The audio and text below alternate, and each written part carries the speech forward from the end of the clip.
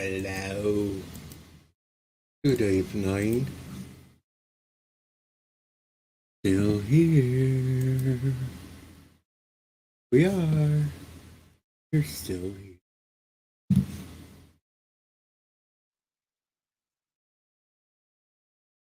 But it's Sunday night, middle of a holiday weekend.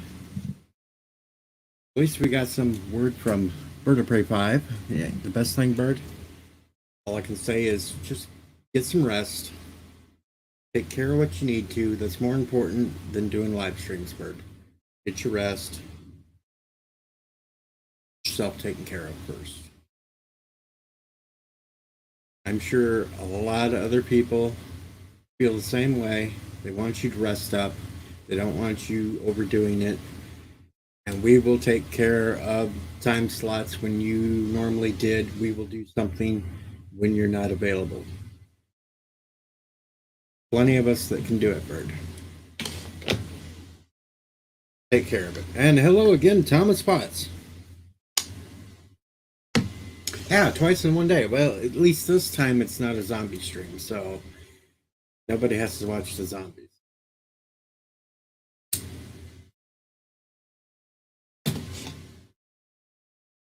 This is some more kickback and chill stream. Take whatever comes up and whatever happens and ramble on and go from there. That's how we do it. Because we're just going to have fun.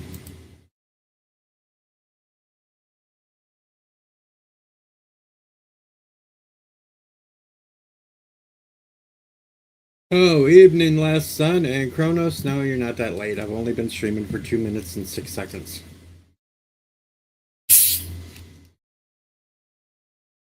I only have about 15 more minutes to go, and then I have to log off because I don't want to be longer than Bert. I'm just.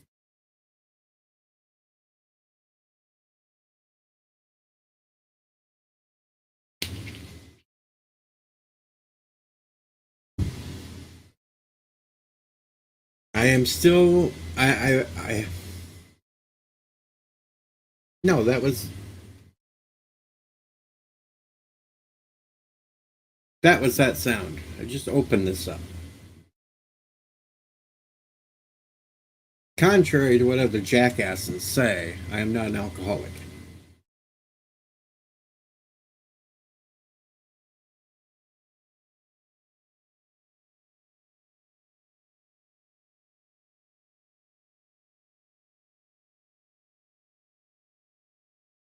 No, it wasn't a beer.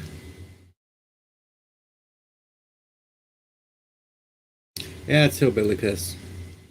Be fake Mountain Dew. But of course, it is the diet. It's on the other side of what? Bottle?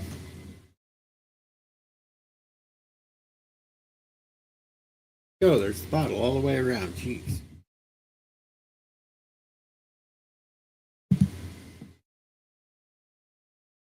You are late for the zombies. That was earlier today, Kronos, but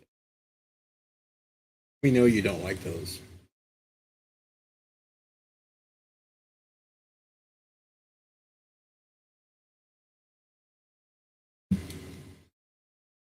That can be probably for tomorrow, since it can be a long day. And wait a minute, We have a guest. We have a special guest, folks.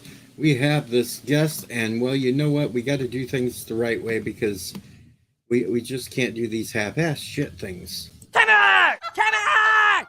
Timber! Level up, Timber! Level up, Timber! Level up, Timber!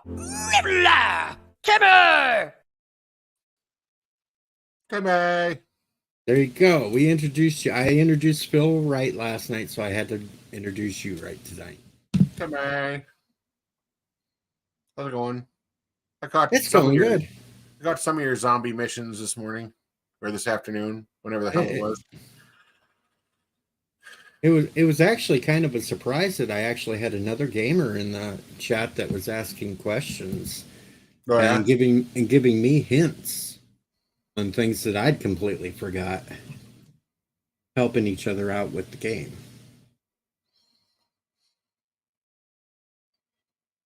Nice lady.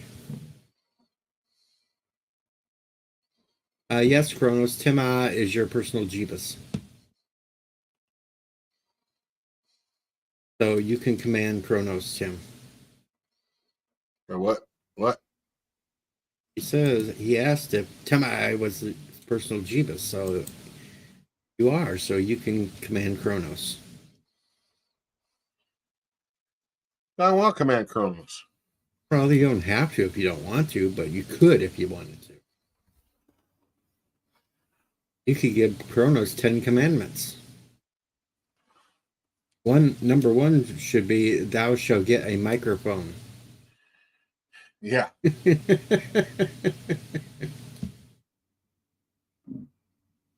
Two would be, thou shalt get on live streams, Kronos. See, it's a good thing that I'm not your... oh, he's calling me a puny god. He thinks he's the Hulk now. What have you been up to tonight? I was playing some cards with my buddy Tim. And it looked pretty bleak at first. And then I wound up winning. So I was like, okay. Well, no matter what, Tim was going to win. Right. Well, we consent to that. And Thomas asked where I can get another silence. Thomas, you can either learn how to build one or it just pops up in random loot. I can't give you an exact location of where a silencer is. Sometimes you'll get it as a quest reward. Sometimes you can buy it from a trader. Sometimes you could actually find the schematic, and you might even have the schematic already, and you could build your own. Or the workbench and check. Sci-Fi Nation is in the house.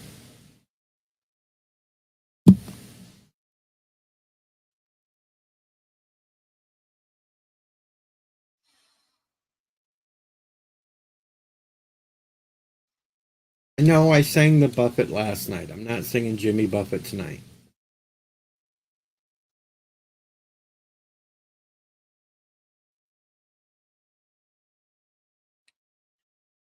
No Jimmy Buffett tonight. Don't need me singing anyway. So what's on the docket for tonight? I just thought it would be a random chill stream because, well, a few people have been asking me for Jackbucks, but we know with everything going on right now, certain jackasses would probably try to get the channel taken down if they secretly joined into the game. So we're not going to do that. Sorry, folks, but you know how YouTube can be. We've had to go through these trolls before. You know, it's kind of like Testify, but 0.05 because it's not as original and not as worthy. Testify was at least more of a challenge.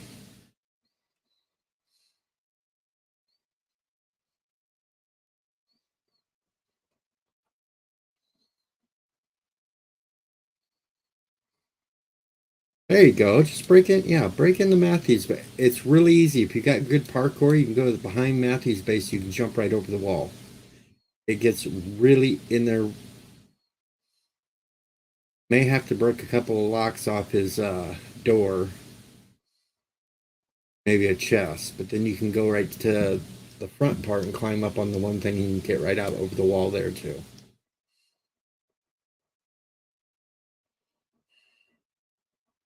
Hello, Tucker.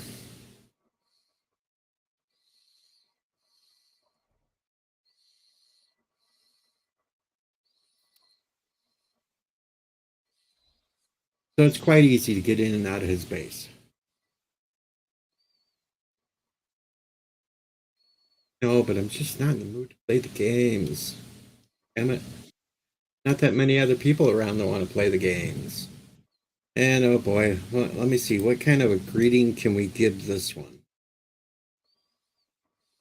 Here we go.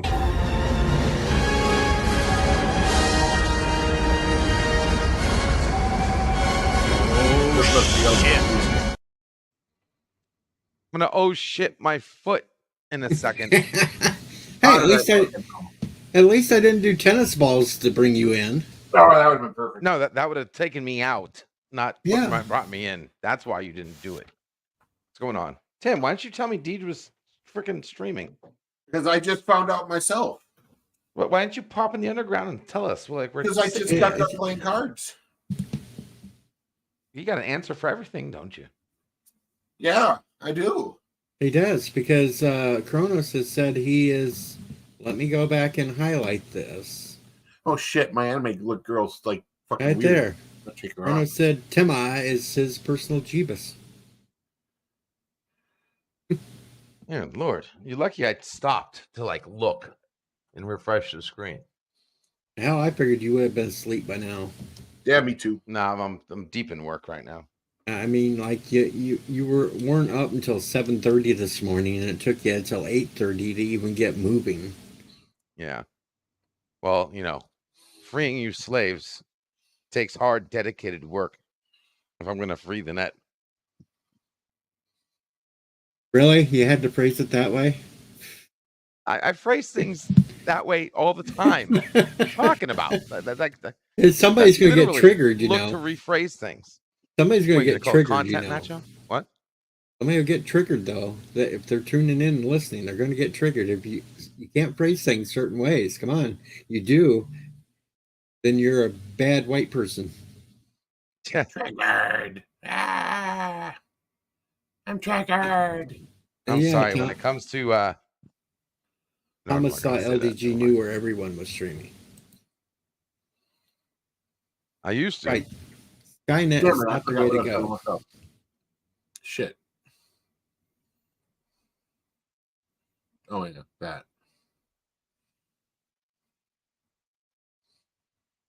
What the hell are you doing, Tim? I just brain farting. Breaking your goofy little anime girls. Damn right. I gotta bring the class to the stream, man. No, if we want class, we just go right down here. Shit. And we do this. Mouth. Fuck.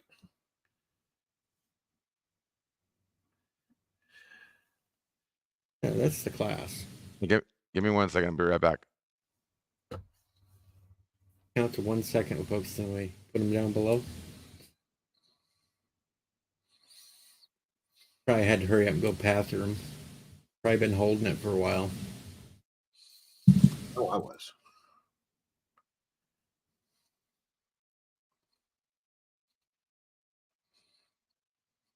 Right, Kronos. I didn't give you this one.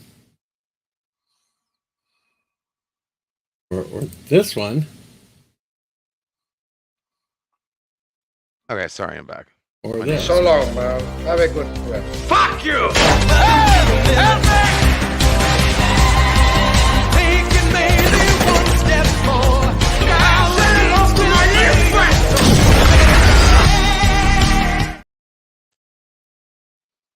Say hello to my little friend. How do you really feel? How little? How do you really feel? I feel pretty, oh so pretty. Pretty and witty and wise. Yeah. You're weird.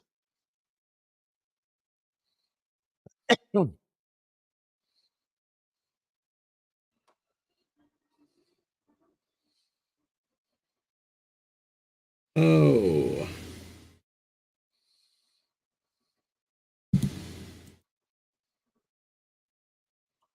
Happy my Cubs won today.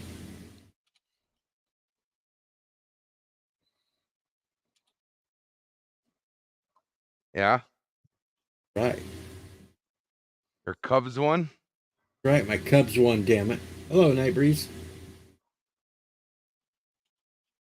Now I'll get some smart ass comment from Night Breeze because he don't like the Cubs. Oh, did you watch Vert's stream?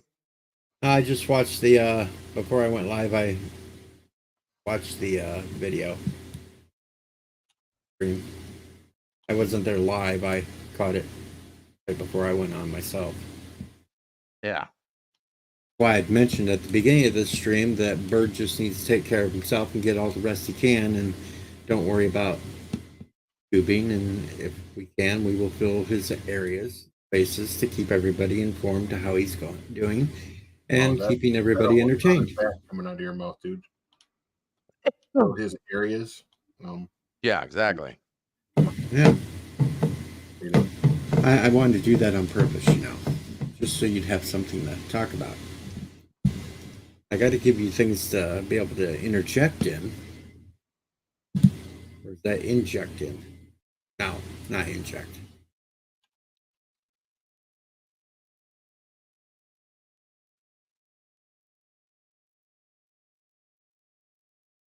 Know what I mean, damn it. I don't know.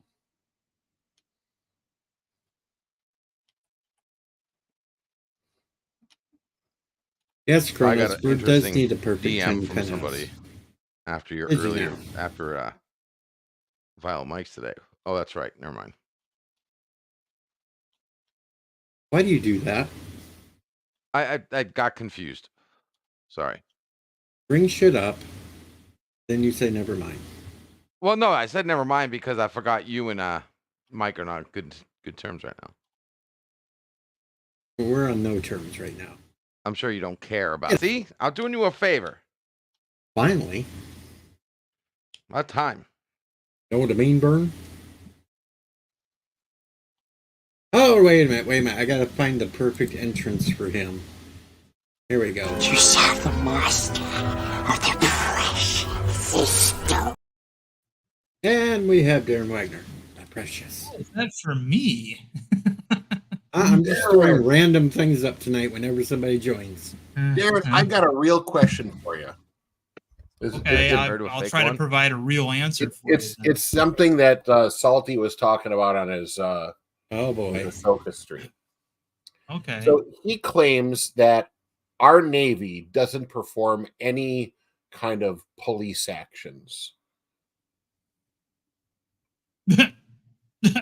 Oh, wait a minute. Okay.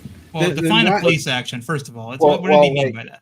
Well, okay, so what happened was in the Ahsoka show, apparently, General Syndulla wanted to requisition a couple New Republic ships or a small fleet to go investigate an area where someone stole a Super Star Destroyer-sized hyperdrive and made off with it.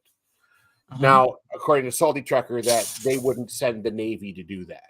Okay, now I can answer this one, and I'm I'm not even our Navy in the process. I can answer this, and I wasn't even in the Navy. I was in the Army, and there's a little thing called Persian Gulf and areas around there where it's the U.S. Navy that takes care of pirates in the area. Yeah, that's what I was thinking too. Yeah, the Navy will protect. Yeah, the Navy, for example, they'll protect, ships from pirate attacks, outside of in international waters, basically. Obviously, if it's an attack within coastal waters, the Coast Guard is a better equipped. They have to have something to do, so they would use the Coast Guard. But yeah, that was an interesting thing. And even if it wasn't going to be naval personnel who went out and did an investigation like that, they would still be on naval ships because that's what we've got. You know what I mean? It's like, well, and that's the same thing with the New Republic in Star Wars. That's what they've got, and they've already established that the Navy or fighter squadrons are based all over the place doing police actions. They've already established. So I'm sitting here like, I'm in the chat. I'm like just railing on Salty for being dumb. Because I'm like, how do you, a military man, don't understand this? Well, he might, maybe that's something Indy Tiger told him, and maybe he didn't understand. The thing is that Salty is the expert on Salty's show.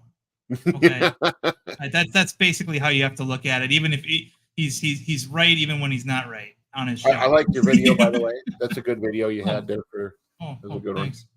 I enjoyed it. And in fact, your video kind of answered some of my question already too. So, you know, Oh, because yeah. obviously the Yeah. Navy will requisition ships to do whatever the fuck they wanted to do. So, Well, right. I mean, as you're talking about the halibut video, then I imagine, yeah, right? Yeah. The Operation Sand Dollar was a job that only the Navy could do, and it was part of because the Navy has their own intelligence organization. It's called Navy Intelligence, right?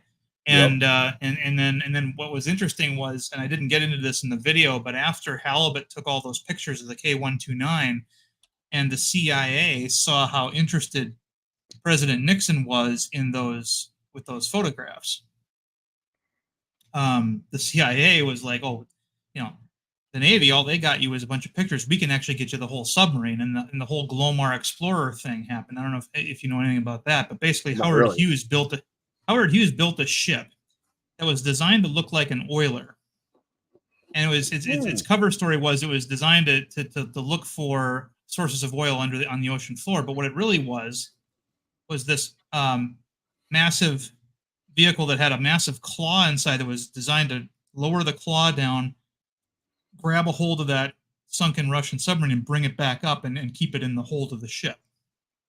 And it was only about 15% successful, because about 85% of the ship, about halfway up, fell back to the ocean floor because of a malfunction in the claw. But they were able to get enough of the ship up, and they actually had two bodies of two Soviet sailors that they gave a funeral at sea and stuff like that too, and stuff like that. But that was and that's the difference. You had a naval ship taking all those pictures, but then the CIA, well, we can do one better. They had Howard Hughes build a civilian oiler ship to do this other thing. And it was, I mean, ultimately Halibut got more information out of that sunken sub than the Glomar Explorer did. But sorry to derail your stream here, Deej, with all that talk. Oh, there's no rails on this thing. Actually, it's more my fault. No, it's fine. I just, I mean, Salty's said a lot of things that have raised my eyebrows, over the years. And once in a while I'll get really excited and I'll forget that, on his show, he's the perceived authority. So, what you have to do then is you just make a video debunking everything he said in his video, and then he can't do anything about it. He's not gonna let you come into his backyard and take a shit. You know what I mean? So No. Especially if he thinks you might actually have something on him, so he'll keep you in the chat. That's something you gotta have balls for. Yeah. He's also on medication for senility and stuff like that, so you got to keep all that in mind. Senility. Well, I forget what he calls it. I mean, crazy pills. And I'm not making fun of him. It's it's clearly an issue, but I mean, it's once in a while he'll say something. He'll allude to the idea that he was in military intelligence, and it was like, just. I gotta say, this was probably one of the more entertaining Star Wars streams that he's had. Only because the episode, Jason, and Danny all thought the episode was boring as fuck. Like nothing happened. They could have left that whole episode out, and it could have been fine. They could have skipped it and gone to the next one. And Salty's sitting here praising it, but they had a space battle. No, they flew through whales. Then Jason made a comment about the pacing sucked, and Salty's like, the pacing was great, and I'm like, yeah, the pacing. I typed in the pacing was great. Me pacing around my room waiting for something to happen. The whole damn thing was only 30 minutes long. Yeah. Here's how you have to look at Salty, especially on these nerd fight streams. You watch professional wrestling once in a while, right? The part that Jerry Lawler played, right? He was the guy where if a bad guy wrestler did it, it was perfectly legit, nothing wrong with that, But if the hero, did did something questionable. Oh, that's a disqualifying thing. He was always firmly in the camp of the heels, right? Yeah. And if he believed it, it was the truth. Well, That's kind of the what Salty is like on that show. He was kind of a heel though when he wrestled too. I mean, well, yeah, I'm talking about. Okay, same thing with Jesse Ventura, right? Jesse Ventura fulfilled the same function when he was, they'd have a regular commentator and then they have their crooked commentator. You know what I mean? Yeah. And that's kind of what Salty is on that show. Bobby the Brain Heenan was the same way. Bobby the Brain, yep. And Mr. Perfect when they were commentating. Taz, yeah. Yeah.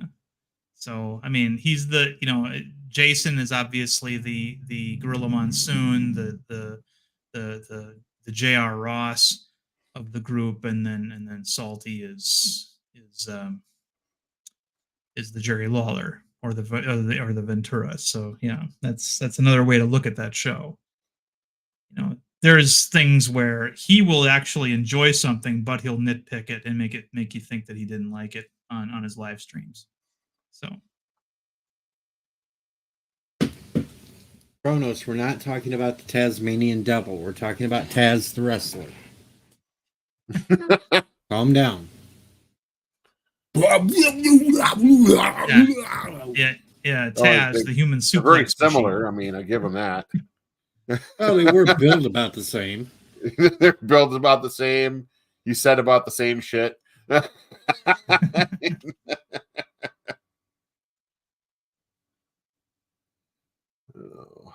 And then Kronos spits. What do you think you are, the Iron Sheik? Yeah, he might be. Iran #1, USA born half pa.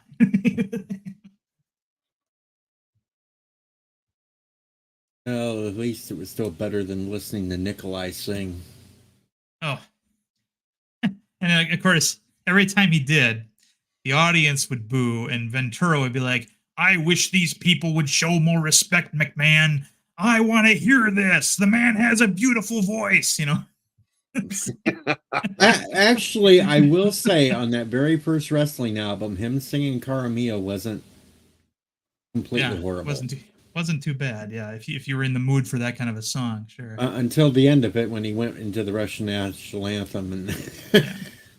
I think he sang better than Junkyard Dog and Grab Them Cakes, Grab them cakes. Oh, and kind of better than Mean Gene doing Tutti Frutti. Yeah, I suppose. Captain Lou's History of Music was always a fun one, though. Thomas Potts has no idea what we're talking about. We're talking about a wrestling album that came out in the 80s. Yes, it was called the Wrestling Album. Yeah, it was called the Wrestling Album, and it was the first of many soundtrack albums for their characters.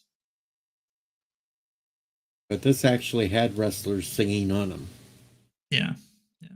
And what's her face? Cyndi Lauper produced the album. It was her first album that she produced, and there was a music video called "Land of a Thousand Dances," where it was sort of like a mockery in a way of the Super Bowl Shuffle from the Chicago Bears that one Super Bowl year, where they have all the pro wrestlers up on bleachers, and then in front of them is the band. And if you pay close attention to, there's a chick with a guitar who has an interesting outfit on, and she's got a big head of black hair.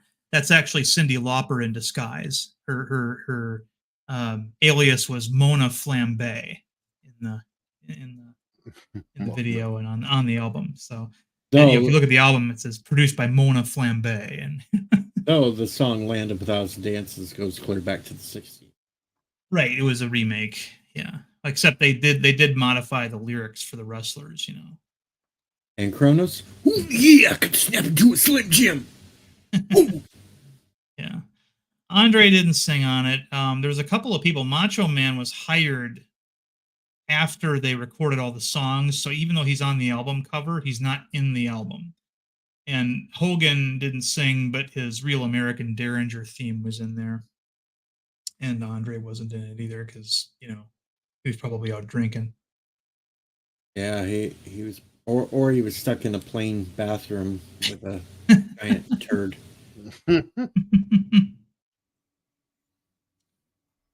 Yeah, Jake the Snake Roberts was on the Rogan show one time. He said that he, you know, that every hotel Andre ever went to, the toilets were too small, so he just did his business in the shower, in the bathtub, and then he would use the shower to break it up, dissolve it.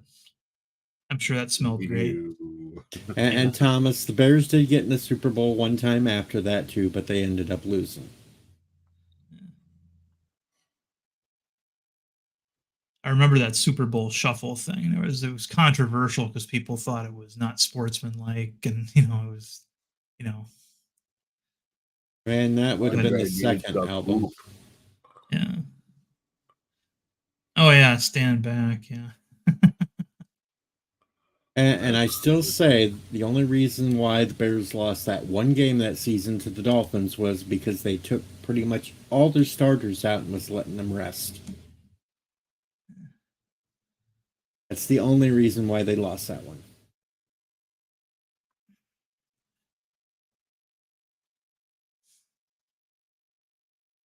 Yeah, I got a couple of compliments on that video, but that was just something more or less I had to get out of my system. Now, I don't have to keep talking about halibut and dribs and drabs. I can just direct people to the video. Get on with my life. And last on the K, that was because the Patriots hadn't discovered how to deflate their balls yet. I heard about that. I heard about that.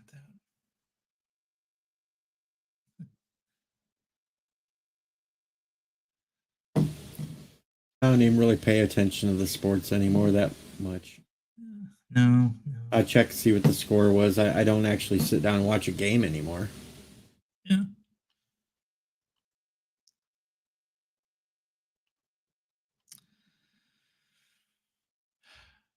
So yeah, the Navy doesn't do police actions. Well, again, the Coast Guard is, for the longest time, was under the Department of Transportation. It was literally a seafaring police force. It had naval rank structure and stuff like that, but it was essentially a police force. So he might have been thinking about that. But Coast Guard has been part of the Department of Homeland Security now for about 20 years, and so it's now considered one of our armed forces. But yeah, they have one or two ships that can go like across the Atlantic, and that's about it. Whereas, you have they're mostly green water ships, but Navy is mostly blue water ships. So Yeah, that's a for those of you who don't know, if this is just a benefit for your audience, blue water ship is an ocean-going vessel. Green water is coastal, and then brown water would be like river boats and things like that. oh, like the one burst in the cross. And if they didn't Yeah. do any sort of police action, then why, what was it, 1980? Iran had a whole bunch of their troops on oil platforms out in the Gulf, and they'd been harassing all the local traffic going through and everything else. The U.S. Navy went in and pretty much eliminated half the Iranian Navy because they wouldn't stop. Wouldn't doubt it. I mean, just sight of one of our carrier groups coming at you. One carrier surrounded by 4 destroyers, maybe a cruiser in there back when we had cruisers, and then you got at least you usually got about 2 submarines in there too. I mean, that's like, the aircraft alone on the aircraft carrier would probably do most of the work. But And they had more of their ships right in the target zone to nail, and it's like Reagan pulled them back and said, "No, they've lost enough." yeah. Yep.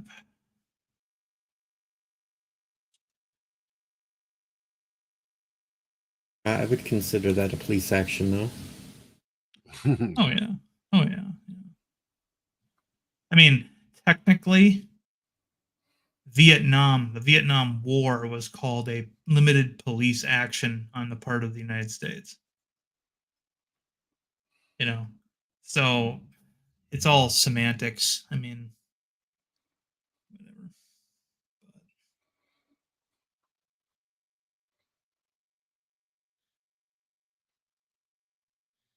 whatever. Kronos is getting triggered.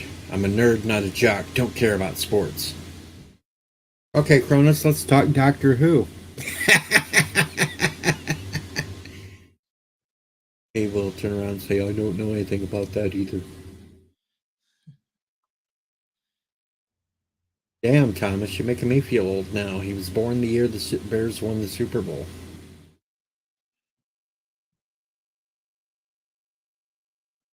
I was in high school. That happened.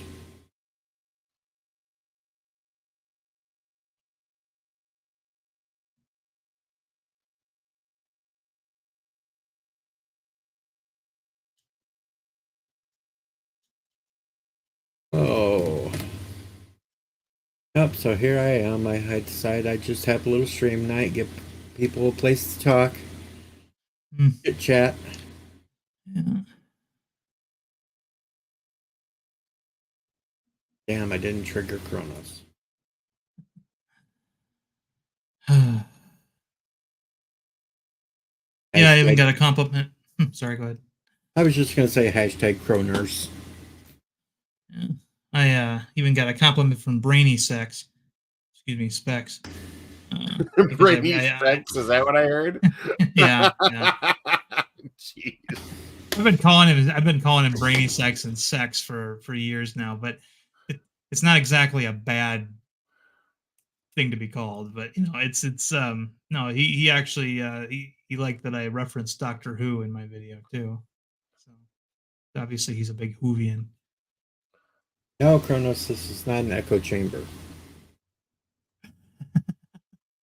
Yeah, one time I was real punchy and I called him Professor Brainy Sex, and I think this was on Salty Trucker's channel back when Brainy would go on Salty's channel, and everybody just thought that was hilarious, and it kind of stuck for a while. So. And Nightbreeze says Brainy Sex sounds like smirk porn. Yeah, well, we all know Brainy's Smurf never got any, so they always kept throwing him. He'd land on his head. Throwing him or drop kicking him. Hefty Smurf was the one that had the mom tattoo with the heart with the yeah. Yeah. See, I remember when those were before the cartoon came out. They all of the gift card shops and everything. They had like these little Smurf figurines that were made out of PVC plastic, and those were where I'm like, what's that? That's a Smurf. Oh, because the Smurfs were a comic strip in France since the 50s, and when they saw how collectible and how popular these Smurf figurines were at floral shops and places like that, that's when the cartoon got greenlit. And which one was it? Hardee's or McDonald's put out the glasses? I think it was Hardee's. Yeah, Hardee's, and let me see here.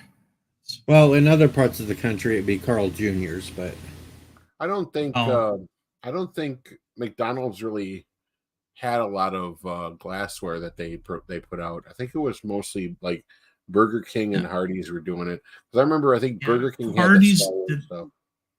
Hardee's did the 1982 Smurf glass series, and the 1983 ones. I think those are Hardee's too. So yeah, those are Hardee's. The ones I of course wanted when I was a kid were the DC superhero ones, the Super Friends ones. I can't remember. I think that was a Burger King promotion or a Happy Chef or something. And I don't remember those. Yeah, they had. Go ahead. I had a bunch of them, but they were so easy to break. Oh yeah, they were actual glass, and they weren't the best quality glass either. And then they had the character was sort of like it was like glue on the glued on, so it was like a layer of stuff on it, like on a t-shirt, for example. So you didn't want to run them through your dishwasher because the heat would melt the character off the glass, and so they had to be washed in the sink. And yeah, I mean, those are collectible now because so many people got them and collected them all and then broke them, and then they weren't available anymore. If you find a full set on eBay or whatever, that's a big deal to some people. And it's an even bigger deal if it gets to you in the mail in one piece. Yeah, exactly. Because them damn things are really brittle now. Oh yeah. But that was back when you could get things like glasses at fast food places. I mean, they wouldn't dare do that now. But yeah. That's all Happy plastic. Or was it Burger Chef? Burger Chef was this fourth-rate burger place that pretty much died was dead by the beginning of the 80s. But they had a Star Wars promotion, and they had a pretty good commercial too, where R2-D2 and C-3PO come into a Burger Chef to get a poster, because if you bought like a $1.45 soda, you got a free Star Wars poster, and there was 4 of them you could get, and it was cute. But they had posters because they were the Who did the Coke glass promotions? Like the I'm pretty sure that was McDonald's, because I think McDonald's has Coke. I think McDonald's has Coke, don't they? Yeah. Yeah. Okay. Because I've got three or four of those. Yeah. Still wish I had some of those things from way back when. What was funny was, when I was a kid, my family was not well off, and I might get fast food once, maybe twice a year. So the idea of me going enough times in a year to collect anything like a set of glasses was just preposterous. So and if I went, I probably would have got one that sucked, like Robin or Wonder Woman or whatever. That's my luck. Hey, nowadays Wonder Woman sucking would be good. Hell yeah. But it's when you're a little kid, you don't want a Wonder Woman one. You want one of the boys, and you don't want Robin because his shorts were too short. Well, I wouldn't have wanted Wonder Woman, Robin, or Aquaman. I would have, I was weird. I kind of liked Aquaman, but I didn't, I thought that the character could have been a lot cooler if they'd made just a couple of changes, but yeah. And come on, in Super Friends, all he did was out of his head and some fish showed up. It's like, the fish did all the fish, the octopus, whatever they did all the work. And that was what was kind of frustrating about that cartoon to me, because in the comics, when he's underwater, Aquaman is like, he's not as strong as Superman, but he's like in his league. If he's but only if he's underwater or if his skin is wet, he's that powerful. But they couldn't do that. I mean, even the Wonder Twins had more action than Aquaman. The Wonder Twins weren't actual DC characters; those were Hanna-Barbera creations. But yeah, they were frustrating too, because they definitely ported them into some of the newer shit. Well, they wound up in the Teen Titans Go show. Oh, yeah, and they ended up on the crossovers on WB because you got to see the cage for Gleek.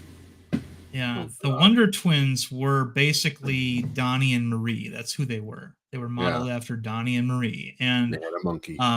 They had to have a monkey because Hanna-Barbera thought that was, that's another thing. Hanna-Barbera, when they came out with Scooby-Doo in 1968, and that became this huge smash hit for them, suddenly everything they did had to be like Scooby-Doo. So, it was always a group of teenagers and something that could talk, that wasn't supposed to talk, like Speed Buggy or Jabberjaw or whatever. And even when they got the license to do Super Friends, the first version of their Super Friends cartoon had Wendy, Marvin, and Wonder Dog. And Wendy, of course, was basically other Velma, Marvin was other Shaggy, and then Wonder Dog was just like Scooby Doo but with a cape on. And then when they towards the middle of the 70s, when Donnie Marie blew up the whole scene, they produced the Wonder Twins, and then they had to have their pet monkey in there, because they have to have a talking animal or a funny animal. I don't think Gleek could talk. Gleek didn't actually talk. He just kind of made weird noises. But the Wonder Twins understood what he was saying. They knew his language. They did. Yeah. I remember that. But the thing about he'd understand them too. Yeah, the thing about the Wonder Twins was that the girl always turned into some kind of animal, and the boy always turned into some sort of water inanimate object, usually made out of ice or water. It was a funnel, an ice slick. Yeah. There was I remember seeing a short or something where he like starts bitching about it. He's like, why does it always turn into water? Let me lame like ice or freaking. Yeah. You want a cold drink? You come to me. You got all these animals. I mean, what the hell? well, the funny one was, she would turn into a gorilla, right? And he would turn into an ice crowbar, and which just happens to be the thing that they need later in the episode. Like, how did he know, right? And and it's an ice crowbar with his face on it. And I'm thinking to myself, okay, that's basically just a big icicle, which icicles are not indestructible, right? They're not, so he never broke, which made me think he was some kind of special ice, but they were pretty lame. I get hailed a racist. Thanks there, Walton. You pagan man. What'd you do? No, well, he's joking about I've been in a big Twitter and YouTube fight in the last few days. With who? Bigot Ford Entertainment. Oh, Enzo? Yeah, he I tormented him for many, many weeks before he actually blocked me.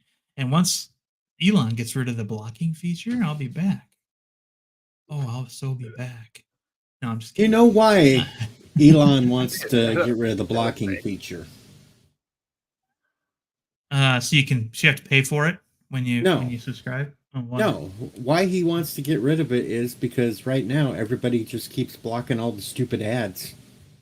Oh, yeah, probably. Oh, is that what's going on? Yeah, you can block the ads right now. If you get them annoying ads popping up all the time, just go block them. And they won't pop back up.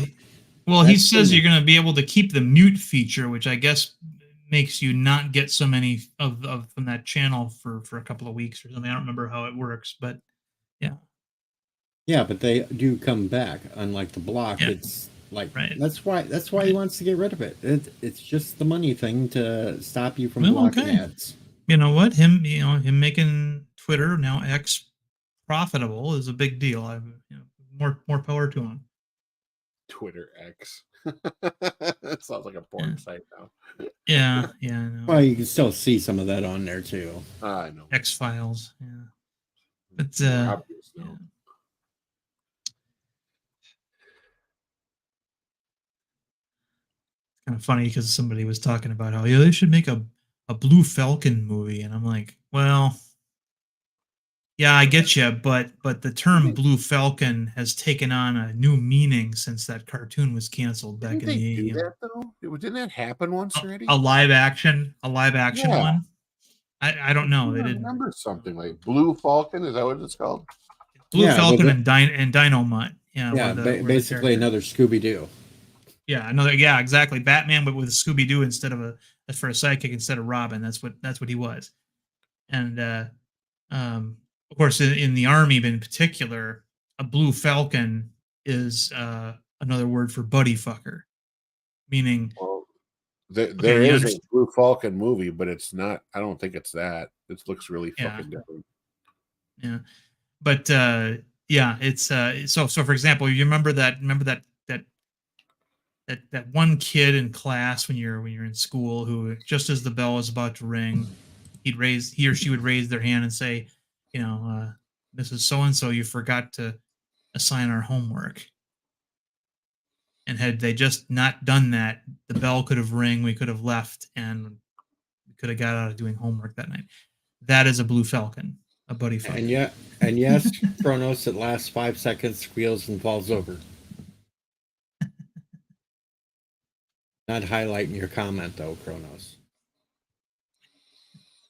No, but actually, I think that I always thought that Blue Falcon as a concept was actually kind of a sound one. The idea that you have this Batman like crime fighter, and then his robot dog had all these like tools in him that he could use, and that that in general is kind of a neat idea. I mean, that there was another cartoon that came out a few years later called Cops, or I guess they renamed it Cyber Cops at one point. It was about a police force in the future, and one of the cops had a robot dog that had one of those siren lights on top of it. It was just called Cops. I remember I used to originally it was called Cops, but later it was rebranded as Cyber Cops because of the I don't remember that.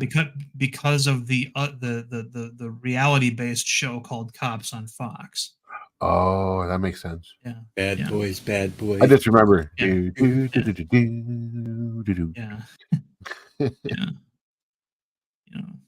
And the lead bad guy on the cop/cyber cop show, he's one of these, you never get me, copper. I'm never coming out. See, that kind of a guy. Well, at least we haven't got a Space Ghost live action.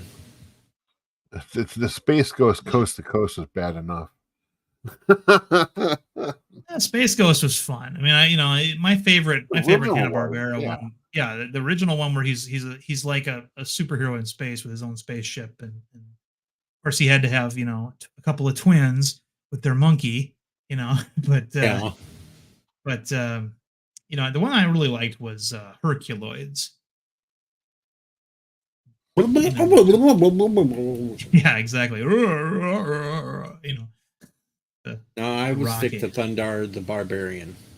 Now that was Ruby Spears, and that was I put that I put that in the S tier. I put Herculoids in the A tier, but Thundar was in the S tier. I love Thundar. I love S tier is higher than the A tier. Okay. So it was fun because I still like to watch the episodes now. Because I'm always trying to figure out, okay, where is this episode supposed to be taking place? Because you could always tell, because every couple of scenes they would sneak some destroyed landmark in the background to give you an idea. Like you'd see the ruins of Big Ben in one episode, right? Yeah, they seem to be able to get around the planet so damn quick. Yeah, exactly. Yeah, which made sense given what happens in the opening credits. They show Earth being basically a cataclysm, moving continents around and stuff like that. So it's it was like that. But well, I can honestly say I cannot find any live action Blue Falcon movie except for some stupid one that has nothing to do with the cartoon. So I guess I'm wrong. I could have swore I saw something that just reminded me of it, but Alex Ross, the comic book painter who paints the photorealistic superheroes and stuff. He sometimes even hires models and then takes pictures and then paints off of those pictures. Well, he did a piece that was all of the Hanna-Barbera superheroes, the ones that they created either for their shows or for Super Friends. So, for example, the Apache Chief from Super Friends is in that image because he's another character that was created by Hanna-Barbera, not DC Comics, even though he was in the Super Friends. And he had Shazam in there, and he had Blue Falcon and Dynomutt. His reinterpretation of Dynomutt was that it was this sleek looking robot dog. Didn't look like Scooby at all. It was and it had a cape, and it was neat. It actually looked like it could have been a really great comic, but that's it. Yeah. In fact, I think I might have that here. Maybe let me see if I can share it.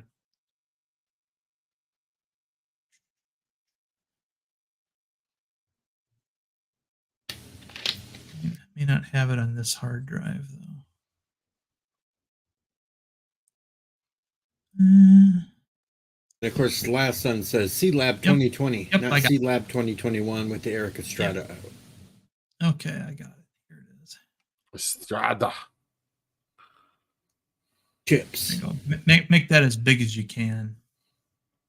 I Okay, can so make it that- really big. Yeah, that is.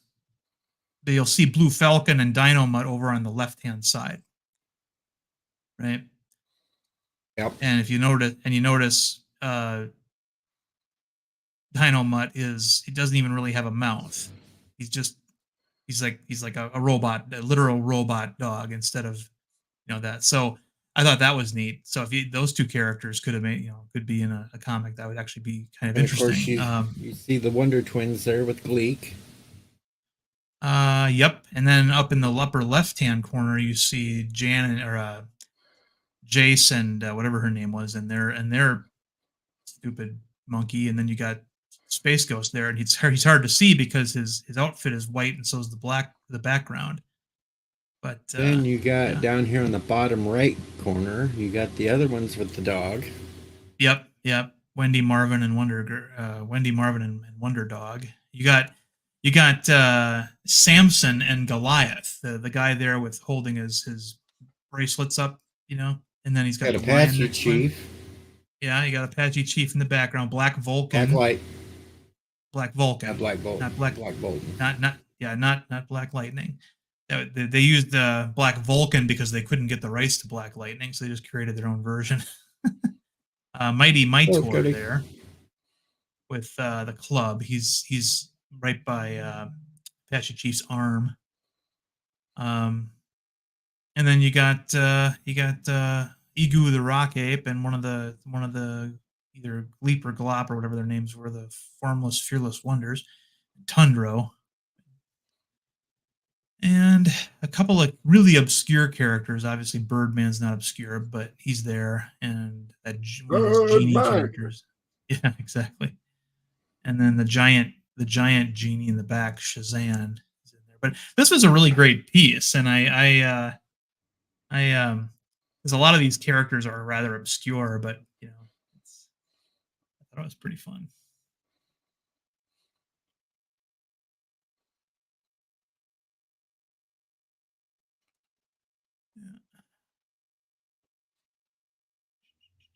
That's right. Black Vulcan's lower half was a tornado when he flew. What up, Cody? No, Black Vulcan's lower half was a lightning bolt. Samurai's lower half was a tornado, and he's right there by Rima. It's interesting that I think they added Rima the Jungle Girl here too. She's the girl swinging on the vine on the very, very right. But she's actually a DC Comics character, so I think he might have made a mistake there by having her in there.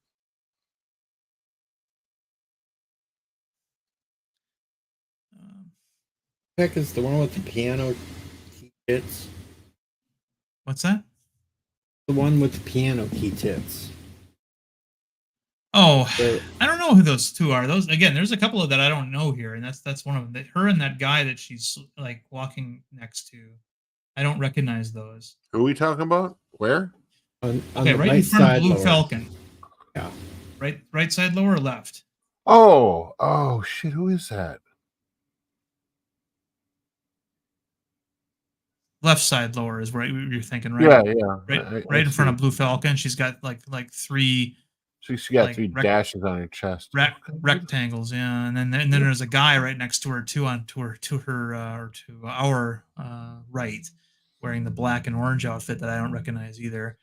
So yeah.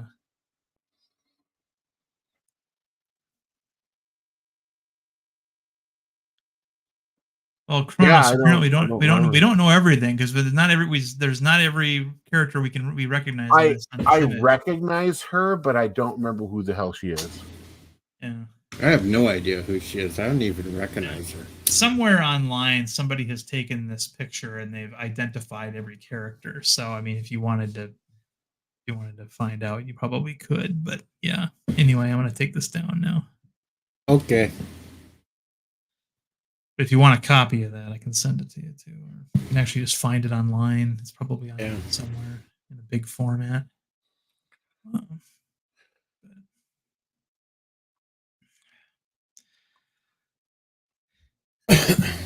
See, what's interesting is that some of those superheroes actually kind of work. Obviously, Blue Falcon and Dynomutt do work, I think, as designs, but some of them didn't.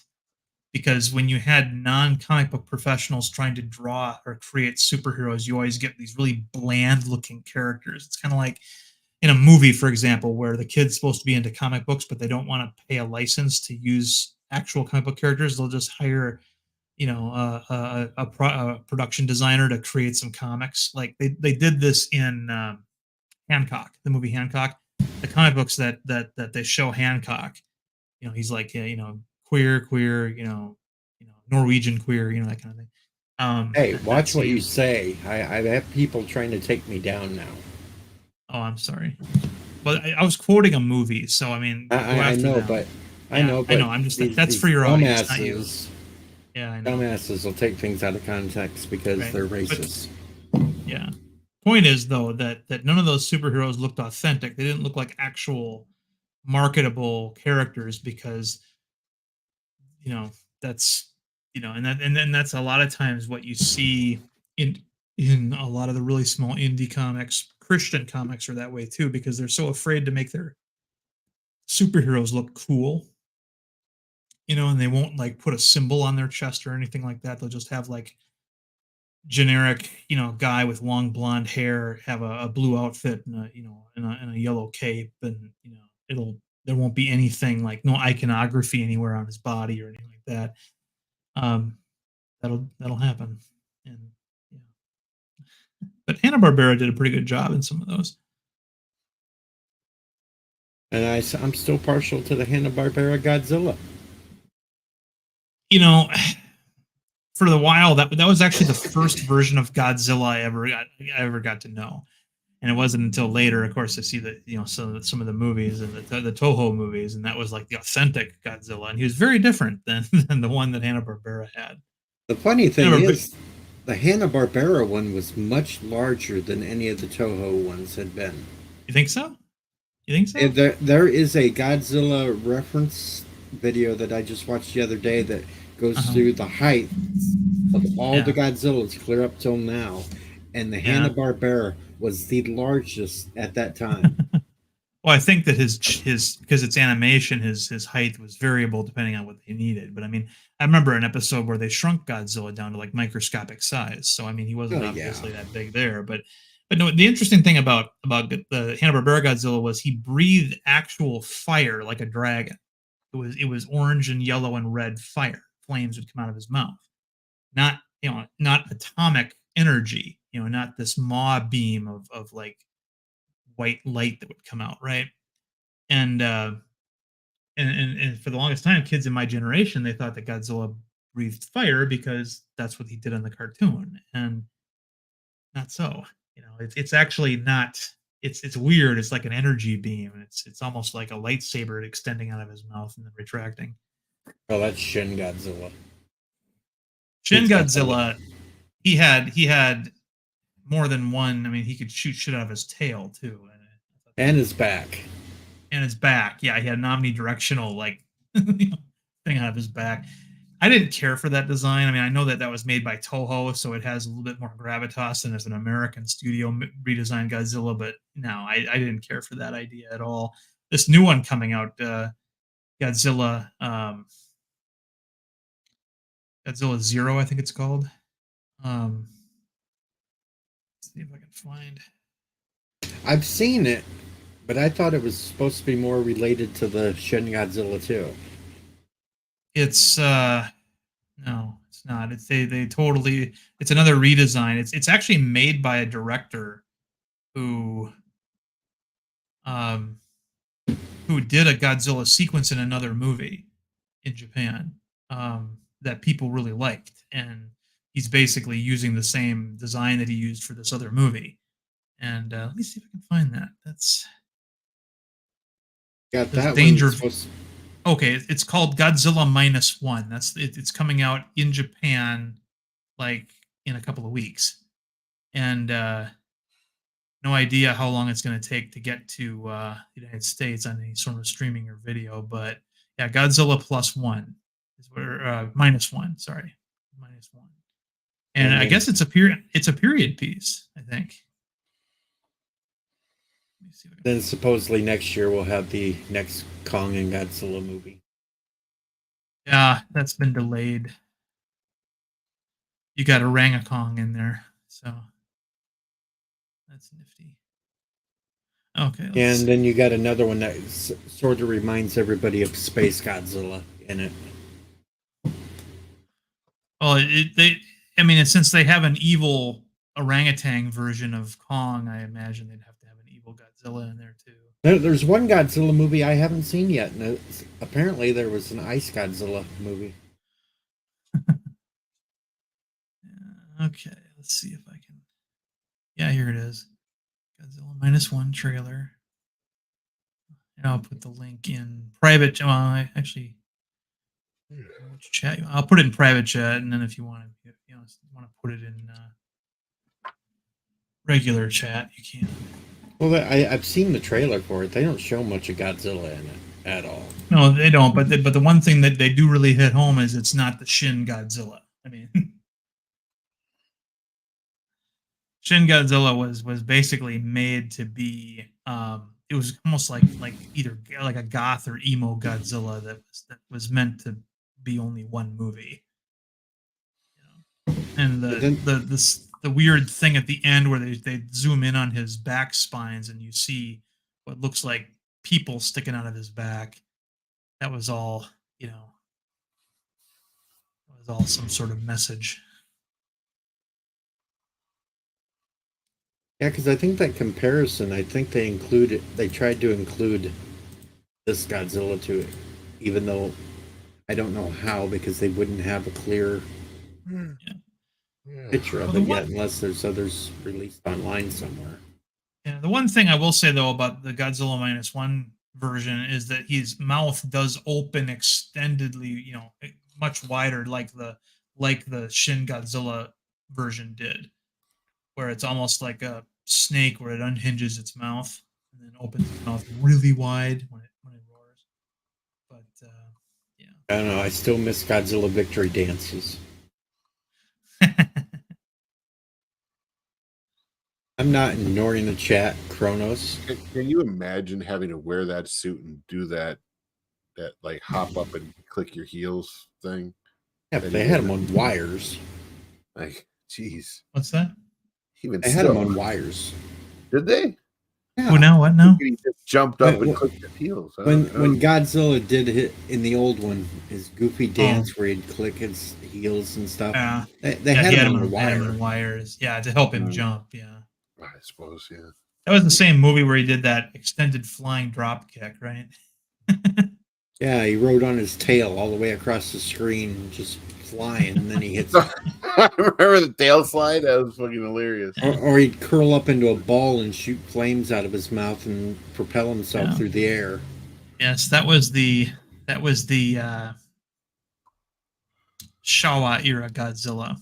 Those were the ones that got campy in the 60s and 70s. They made him all the hero monster. Yeah, pretty much. Come and defend everybody. Yeah, from Ghidorah and all these other ones. Yeah.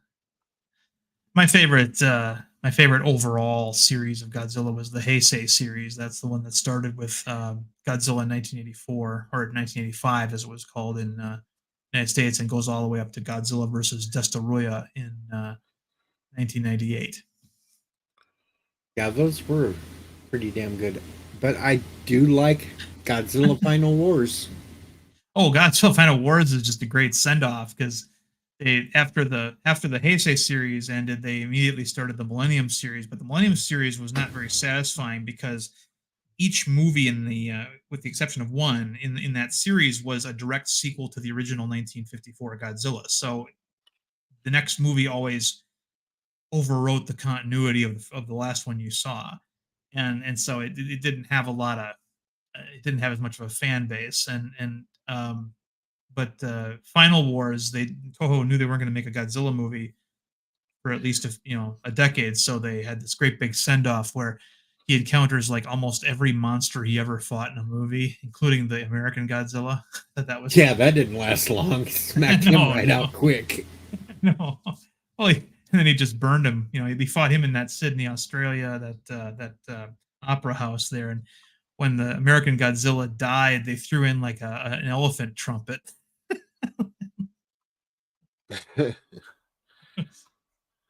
Thomas says, at least Godzilla never made creepy looks like Kong did in the 76 movie. Now, hey, hold on a second now. The 76 movie, King Kong was played by Rick Baker. He was the guy who designed the makeup and the costume for that. And that was him actually playing Kong. I see him in what? I think he's referring the creepy looks at Jessica Lange. Right. I understand, but I mean, got to remember also that A, Rick Baker wasn't an actor, and B, he couldn't see what Kong was supposedly seeing when he filmed those scenes. So, yeah, it does. Yeah, but I remember thinking it was kind of interesting when he like holds Jessica Lange under the waterfall so she can get clean, and then he blows her dry, and his cheeks puff up, and people were thinking, God, that's a hell of a mask. Look at that. Its cheeks are actually puffing as it blows on him. No, that was the guy's actual cheeks. The head of Kong was more makeup than a mask. It was not. But the 76 Kong was like one of the best ones. The sequel to Kong Lives sucked. Oh yeah, that was terrible. But I mean, because they bring him back to life only for him to die again at the end of the movie, defending his family or whatever. But no, the thing I didn't like about the Jeff Bridges Jessica Lange movie was he only fought one other big monster in that movie, and it was a giant snake, and it wasn't very satisfying. You look at Skull Island, most of the interpretations of Skull Island are it's like the Savage Land. It's like Jurassic Park, kind of a place. There's dinosaurs there. There's lots of other things, giant bugs. The Peter Jackson movie really hit that home, and yeah, that shit was so gross. Oh, I know. It's when they fell into the bug pit. That was the part that I really didn't like. I'm like, yeah. I'm really glad the part I thought was funny in that though was that worm that was eating the dude. Like he was like. it just sort of swallowed his head and then continued to like work his way down his body and stuff. Yeah, like trying to struggle and shit. Yeah, it's. They also didn't they have, like these little bat monkey things too? Like they had bats, but they were like they had like a full set of arms in addition to wings. I don't remember. I might be thinking of a different. No, you know what I think? I think I'm thinking of a different movie. That might be The Island of Dr. Moreau. So, yeah. Or The Wizard of Oz. No, it wasn't The Wizard of Oz. These were like they were like bat-sized creatures, but they had arms too. And I think those are Island of Dr. Moreau creatures. I think that's where I'm getting confused. But, yeah.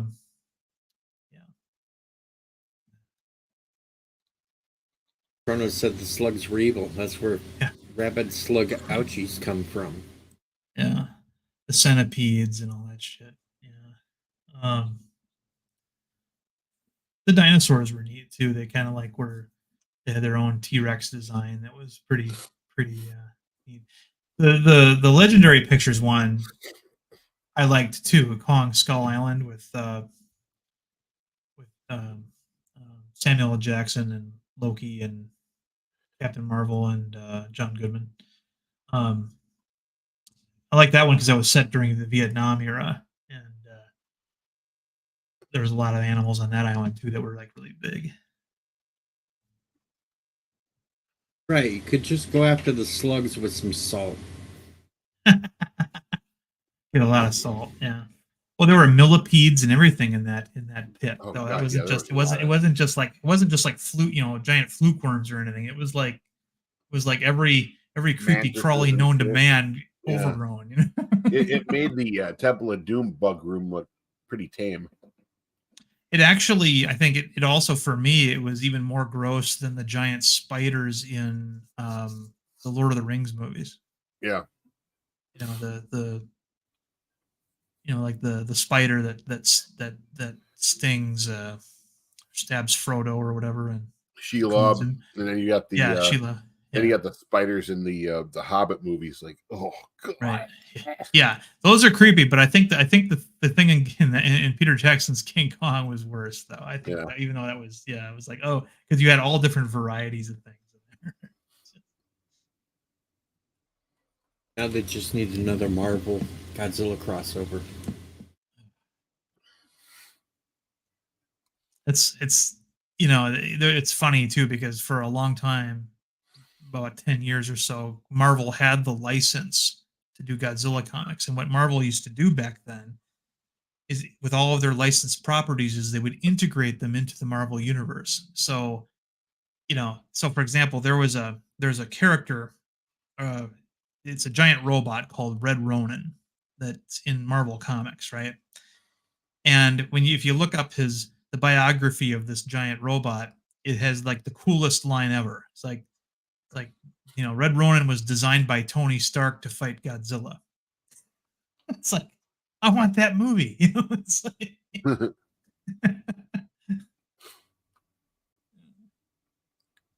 I mean, when Marvel had the license to do Conan the Barbarian comics, they integrated Conan the Barbarian into the Marvel universe. So there were time travel stories where like Wolverine would encounter Conan the Barbarian and stuff. And they did that with the Transformers and G.I. Joe as well, where Spider-Man would show up in an issue of Transformers and stuff. Thomas Potts, what the hell are you smoking tonight? Thomas Potts. Yeah, and, anything can beat Godzilla 89 or 98. 98. Yeah, that was 98. terrible. That was horrible. When that came out, we called it Jurassic Park 3, because Jurassic Park 3 hadn't come out yet. we were hoping the sequel would never come, and thank God it. Yeah, that was some of the worst submarine stuff too. When they had, first of all, they had a boomer and two fast attacks trying to fight Godzilla. Now in New York Harbor, which is there's not enough room to maneuver there. Yeah. And you wouldn't send a Trident firing submarine to fight anything. The purpose of that submarine is to hide the missiles they're carrying. So you just sent fast attacks of anything. And the idea that the torpedoes were able to, first of all, they don't lock on, but the idea that they were able to be used to target what is essentially what we used to call a biologic. Yes, this is subspeak. Godzilla being a biologic doesn't have any repetitious mechanical noises coming from his body that a torpedo could use to follow him. So that was a biologic. Pure fantasy. That knows a hell of a lot more about sonar than you. And plus, he was an overgrown iguana, so he wouldn't really be giving off much of a heat signal either. No, it's cold-blooded. He would have matched the same temperature as the water. Not that torpedoes use temperature, but it was just but there was a lot of interesting stuff that first of all you had you had a military scene where you had a general, right, and his right hand man is a private, and it's like no. was it really a the private? Generals? Yeah. I didn't notice that. Yeah, the gay guy from Melrose Place who played the private, who is always taking the direct orders from the general. He's a private. It's like no, you should have made that guy like a lieutenant or a captain or something. Since it's the army. But it was the military was much more realistic in the 2014 Godzilla movie. With what's his face. I was surprised at how deep New York Harbor was in that movie.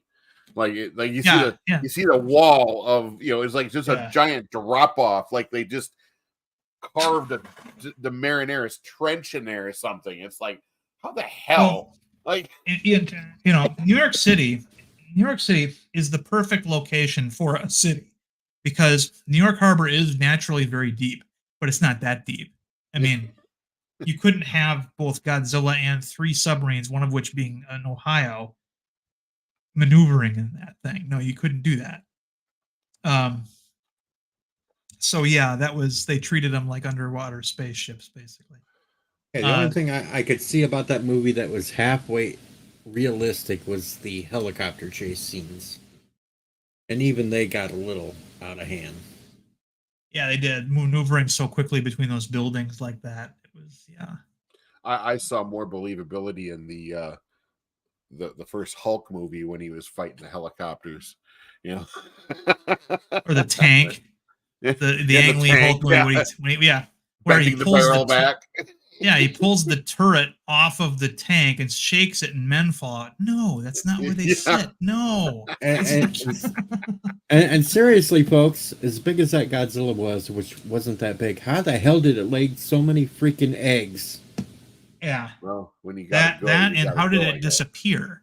You know, it's one thing is Godzilla is supposed to be big enough. I mean, yes, I guess they kind of established that he burrowed into Madison Square Garden and made a nest, but no, Kronos, we're not talking about the one with Heisenberg. That's the 2014 Godzilla. That one was actually pretty good, except for the fact that we only got one good fight scene out of that whole movie, because every time Godzilla would start fighting a monster, they'd cut away.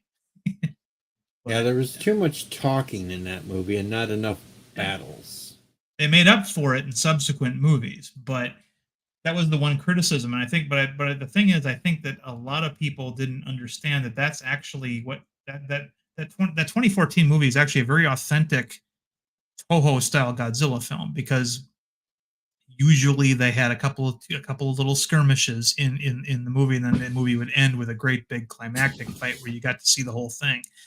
And a lot of people were expecting something like Pacific Rim instead, where they had, massive monster versus robot battles throughout the whole movie. Fucking Pacific Rim, man. Yeah, that really. They still haven't made a sequel to that too, and there was people that said that they should have integrated that into the Godzilla movies. I think Sci-Fi Channel made the Atlantic Rim movie. No, I swear there was a sequel to that. No, to the internet. Oh, yeah. Time to look it up. I didn't enjoy the first one, so if there was a second one, that's why I didn't see it. Well, I wanted, the only thing that would have made, I think it would have made a better movie if the hero would have got with the girl at the Uprising with John Boyega. Yeah, I don't think these were theatrical releases though, the way the first one was. No, it was. The first movie was made by. 2018. Yeah, the first movie came out in 2013, which was a year before Godzilla 2014 came out, and I think a lot of people were expecting that kind of a movie with the Godzilla film, but Well, Uprising was released by Universal. Mm-hmm. Okay. Yep. Well, shut my mouth. Yeah, I knew there was I'm pretty sure there was a second one. I was like, I remember the ads. And I remember being completely not interested in going to see it. I've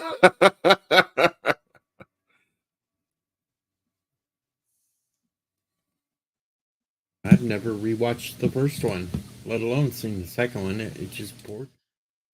I wasn't really big on the first one. Pacific Rim. Pacific Rim.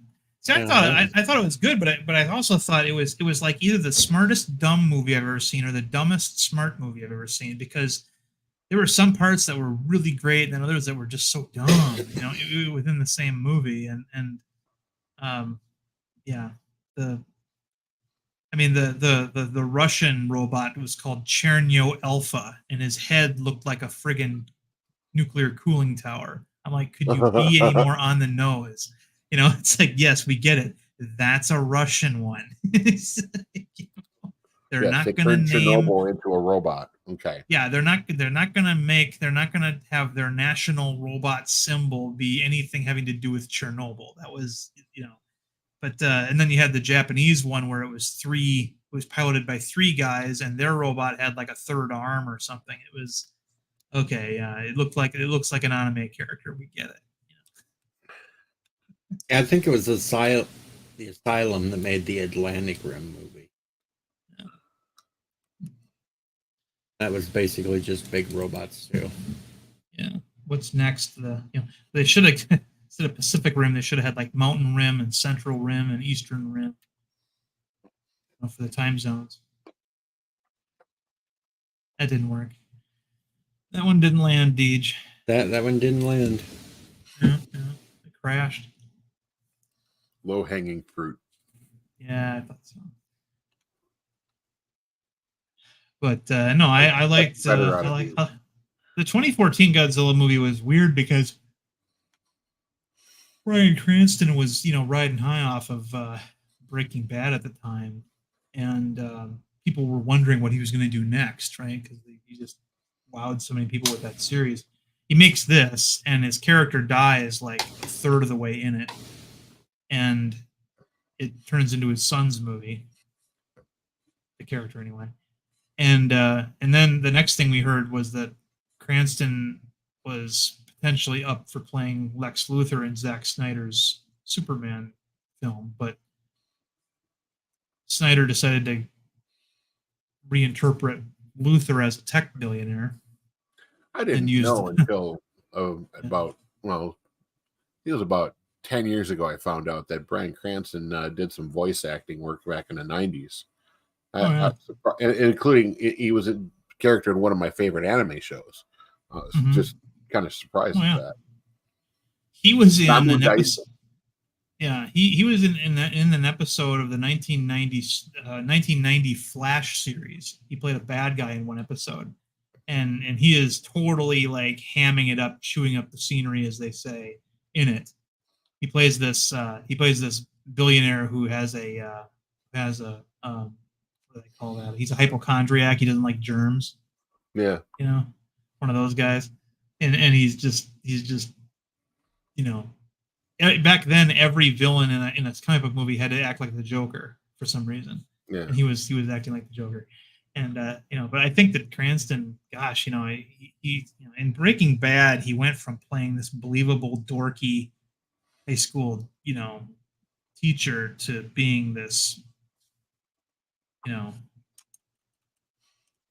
criminal, drug lord or whatever, and then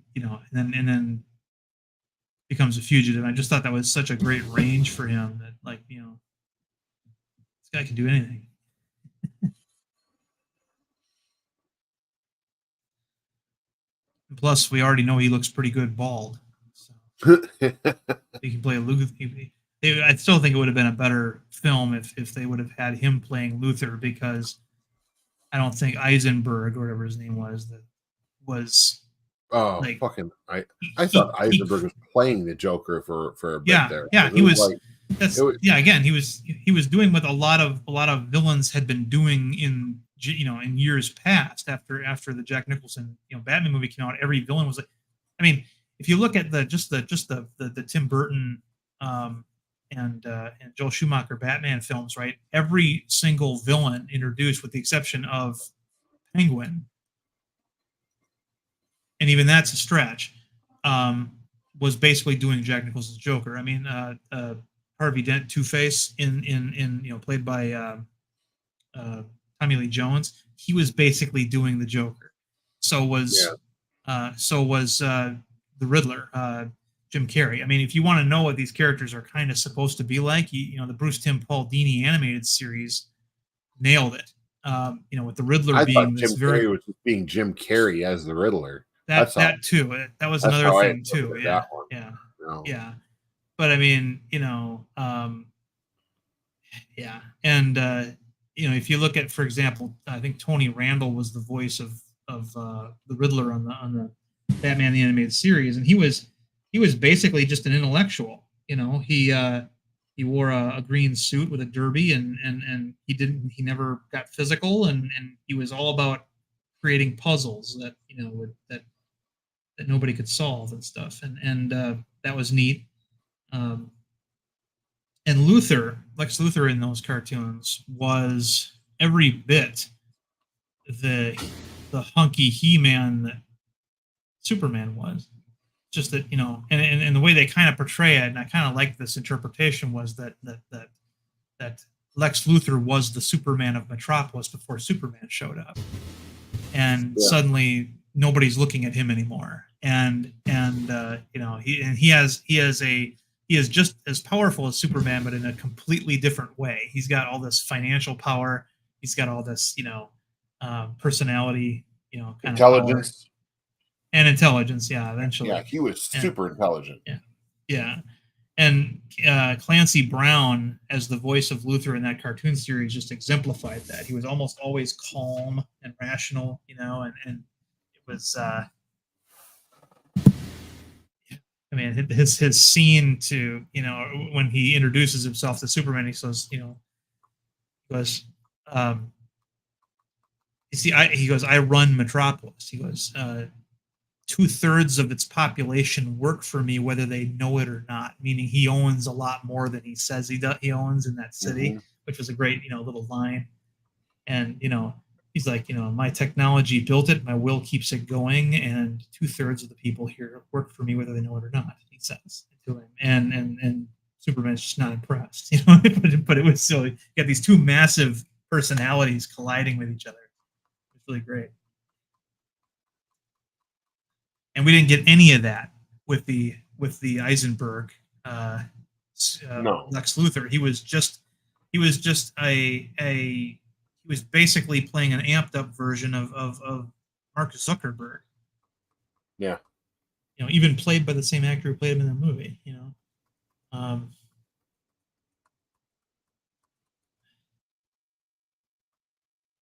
No, Thomas, that whatever that game was that LDG is playing. I got it he's back. Playing it. Yeah, I'll get it on mine. There we go. The hell is he? It's a cool game. Just not being annoying tonight. Play, you need to play LDG. It's a great game. You'll love it. It's called Cat Quest 3. It's on Steam. Cat Quest 3. Actually, LDG should try a game called Alt F4. That should drive him freaking nuts. Like he doesn't know what that does. Come on. You know what I'm talking about, Darren, right? You've seen the Asmongold video? Yeah. I just I'm want to green, see by the way. LDG play. I just want to see LDG play Minesweeper. Hello, Tim. So Tim likes to play Hello Kitty Island Adventure, only he's got a mod that turns all the kitties into like cat girls. Not cat girls. I don't dig cat girls. Well, just wait. Box women now. That's another story. Tim's starting to play a little bit of 7 Days to Die, and there is a mod that can change the traders into anime girls.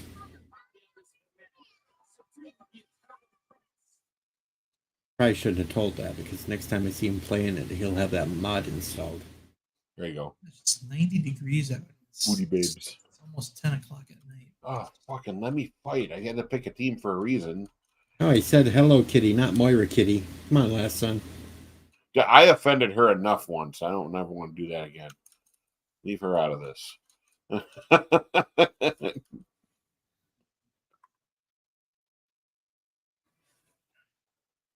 Cat Quest 3. You'll love it.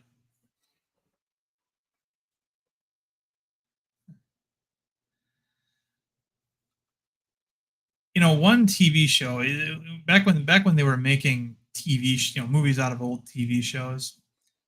One that I thought that they should have made, and more than one actor has been trying to get this off the ground, was $6 Million Man, right? Don't call it something else. Don't call it like Cyborg, or like the books, or Bionic, whatever. Call it the $6 Million Man, or if you have to, change it to the million to a billion. Well, But they'd have to change it to the billion, because the $6 million man would just be a hip replacement. well, only if they didn't make it a period piece that was still set in the 70s. See, that's where True. And I would actually like that, because I like retro science fiction period pieces. So, in 1974, $6 million might have bought something like that. He's like making his base underneath the zombies. Yeah. It's only a challenge if you do it where the zombies are. Cheater. Yeah. Oh, that battle was quick.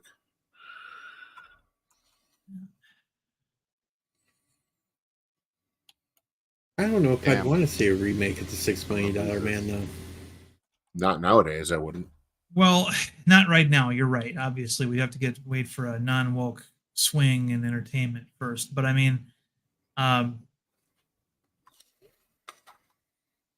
you know, that was such an iconic show. It was you know, every decade has like one dominant television sci-fi franchise, right? And the set from the 70s, that was it. That was the science fiction franchise. It would last. Who didn't get creeped out by the Death Probe? Right, exactly, which was basically a fat Dalek. But Yep. you know, and later it was used as the crime buster in the movie Heartbeeps. But anyway, and then it was a franchise because it also, the Bionic Woman spinoff for a while there was actually getting higher ratings than the $6 Million Man, and that was a spinoff that happened because of a write-in campaign. All the people, because the Bionic Woman was actually a 2-part episode that was supposed to give Steve Austin some melancholy. He was supposed to have, you know, this find the perfect woman, and then she dies at the end, and they wrote in, you know, and they brought her back, you know, so it was, and then they had I think a couple of more than one reunion movie too. One I think even had Sandra Bullock in it. Yeah, Sandra Bullock played the new Bionic Woman. I think she was called the Bionic Girl though in it, right? You. Yeah. Hey, she looked pretty hot in that movie though. Well, yeah, we're talking 1989 here. Oh yeah, not like today, but you know, this is like pre-Demolition Man, right? So, yeah, real girl next door looks, you know. And I mean, but I mean, it was, and slow motion photography was like a brand new thing in the 70s, right? And that's what they used. That was primary special effect. Slow motion, run faster. Yes, exactly. They would show him. Great. Yeah, they would show him running in slow motion and then getting to where you needed to be. Yeah, the sound effects were also a big selling point. Yeah, the last movie they actually married. Yeah, Steve and Jamie. Yeah, Bionic Ever After, I think was what it was called, or something like that. You know, Lee was barely able to like move, but you know. Anyway, no, but the idea of, because the $6 Million Man was based on a series of books that were fairly big sellers in the 60s, and but the character in the book, his enhancements weren't as sophisticated. Obviously, his right arm was basically just a battering ram, and his legs worked. Obviously, he could run 60 miles an hour and stuff. And then, but his bionic eye wasn't like, he couldn't see through it. It was a camera, and then he would pop the eyeball out to develop the film. So they souped him up for a bit for this TV show, you know, to give him like, you know. What was the show where Lee Majors played the stuntman? Oh, God. Yeah. Fall Guy. That's right. Yeah, that's what he was immediately after the $6 Million Man ended. Was, yeah, there she is. There, a very young Sandra Bullock. Oh, wow. Yeah. And yeah, so yeah, he's an astronaut. He's testing a fixed wing Northrop lifting body aircraft, and it crashes. They actually used actual footage of a real crash in the opening credits, and you know, he essentially becomes a triple amputee, and then they give him the Terminator parts, and you know, he's now a secret agent, like an American James Bond, except he is the gadget instead of, you know, Q giving him gadgets every episode. He is the gadget. He did look good in that Bionic movie.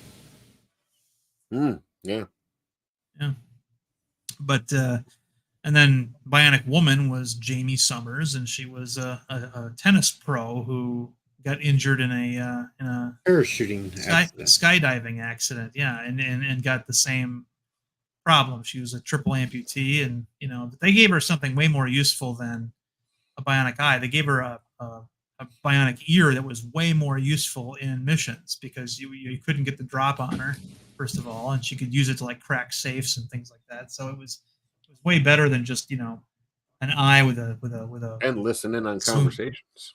Yeah, well, women can do that anyway. But yeah, from like 3 blocks away, no. Yeah. Oh, yeah, some of them can.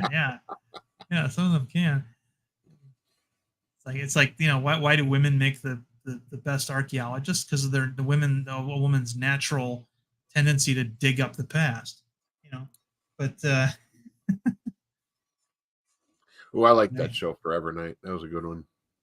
Yeah, I love that show too. Though having a partner named Skanky, that was a little weird.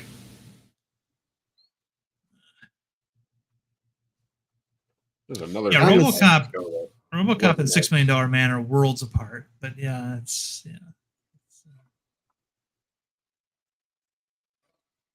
There was another vampire show that wasn't as Thomas. popular called Kindred the Embrace. It was based on the White Wolf's Vampire the Masquerade game.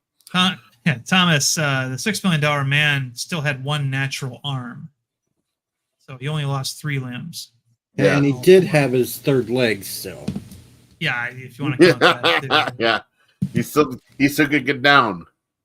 He could still boogie down.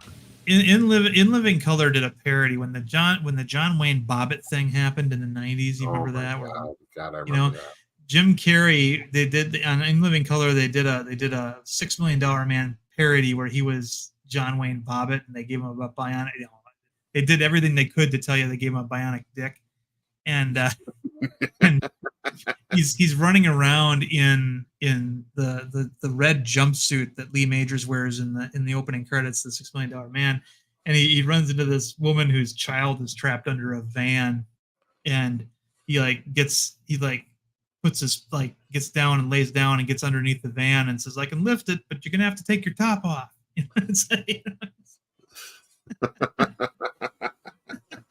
She goes, "What?" Trust me. Trust me. It'll work. Yeah.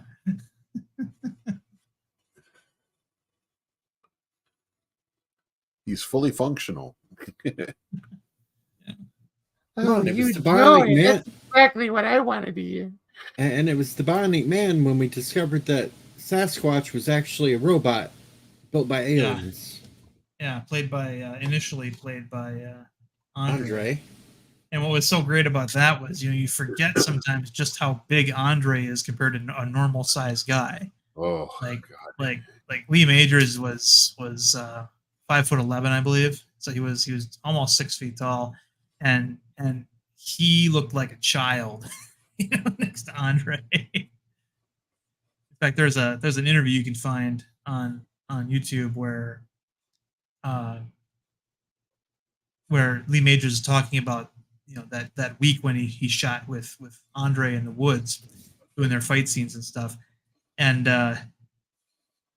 he said that there's this moment in the fight where I'm down on the ground and Bigfoot's gonna jump on me, and I'm thinking I'm gonna get crushed. This guy weighs 600 pounds, and he says I had my eyes closed and I could feel the sun vanish as I was now in Andre's shadow as he was coming down on me.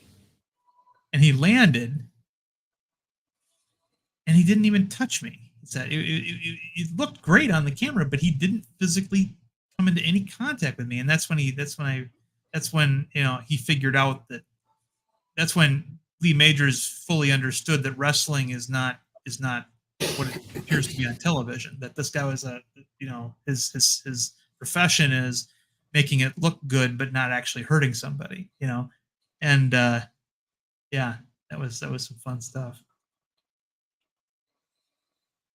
He said I watched Andre the Giant sit there on a lawn chair and drink a case of beer, because he would just crack open beers, slurp, drink them up. The beer practically disappeared when it was in his hand because his hands were so big, and he would drink a case of beer, and he never had to go to the bathroom.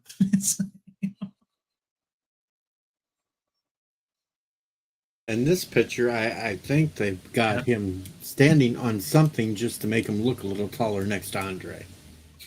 Well, yeah, because Andre was 7'2", I want to say. He was a big boy. Yeah, he was. He suffered from acromegaly, which but he didn't didn't. He lived in France, and nobody knew what acromegaly was back then. So he was already too old to be treated for it by the time they discovered what it was. So That's the same thing the Big Show's got, right? well, Big Show doesn't have it anymore because Big Show, when he was 19, had pituitary surgery, and they removed the growth from his pituitary gland, and so he stopped growing. But yeah.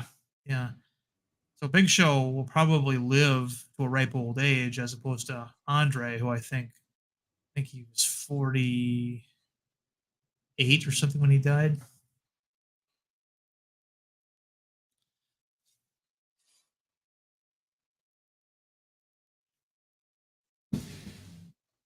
See here.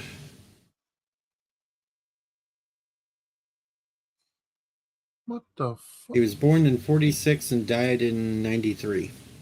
Yeah, he was 46 years old when he died. I overshot by 2 years. The Big Show, Paul White, is currently.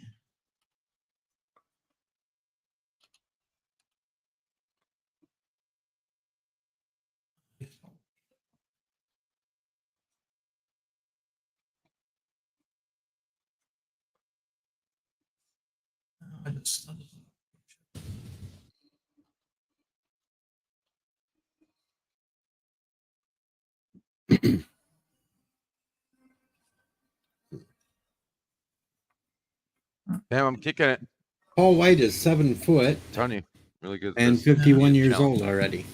Yeah, he's already 5 years older than Andre was. So yeah, he lucked out. He got it taken care of. 4 inches Nice. shorter than Andre. Yeah.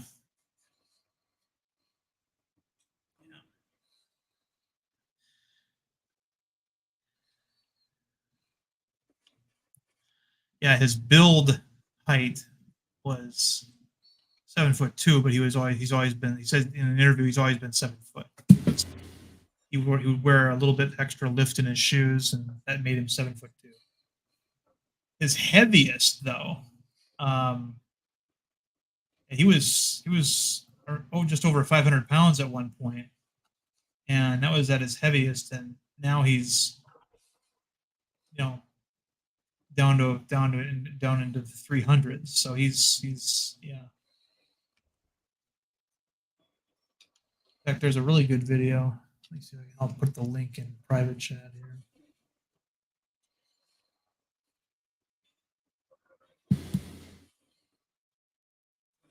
Yeah, he would have made the rest of us look tiny. Yeah.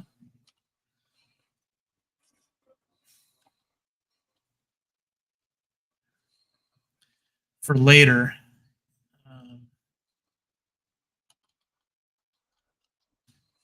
You can watch that Big Show interview, but it's on the beach where he talks about how he lost weight. His physical trainer, because his knees are what they are, had him swim, and that was his aerobic exercise, and that really worked for him because he's like he was really skinny in that video.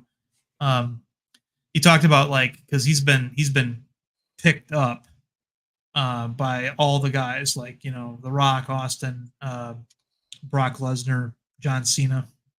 He was asked, when you get picked up by somebody like that, who is the guy that is the best at picking you up like that? And he goes Cena. He doesn't hesitate. He says Cena. He says when Cena picks me up, it's like I'm being balanced on concrete.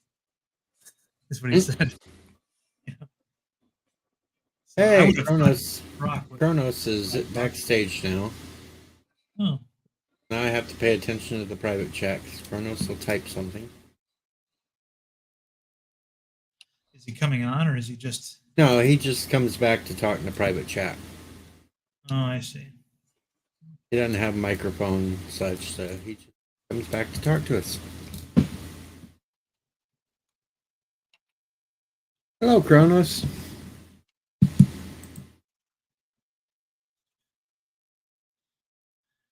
One day, Kronos will have, you have StreamYards and you have YouTube going, so you will get an echo, Kronos.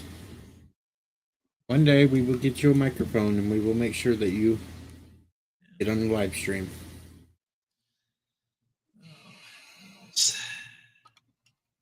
Yeah, I think $6 Million Man would make a pretty good.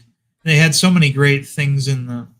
Like, the one thing I wouldn't want them to do though is I wouldn't want them to do the Bigfoot story in the first movie.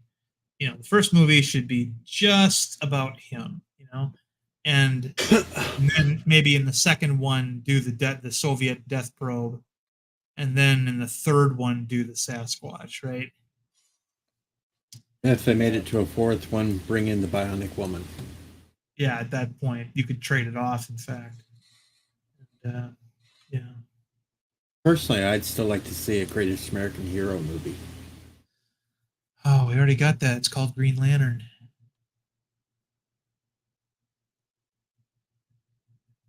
He didn't have an instruction book. No, the Ring told him what to do. But yeah, I don't know. Greatest American Hero was a fun show. It was a show that my dad would not let me watch because I think there was a show that he wanted to watch every night that competed with it. I think it might have been like Hill Street Blues or something. It was so I got to see the pilot, you know, the premiere.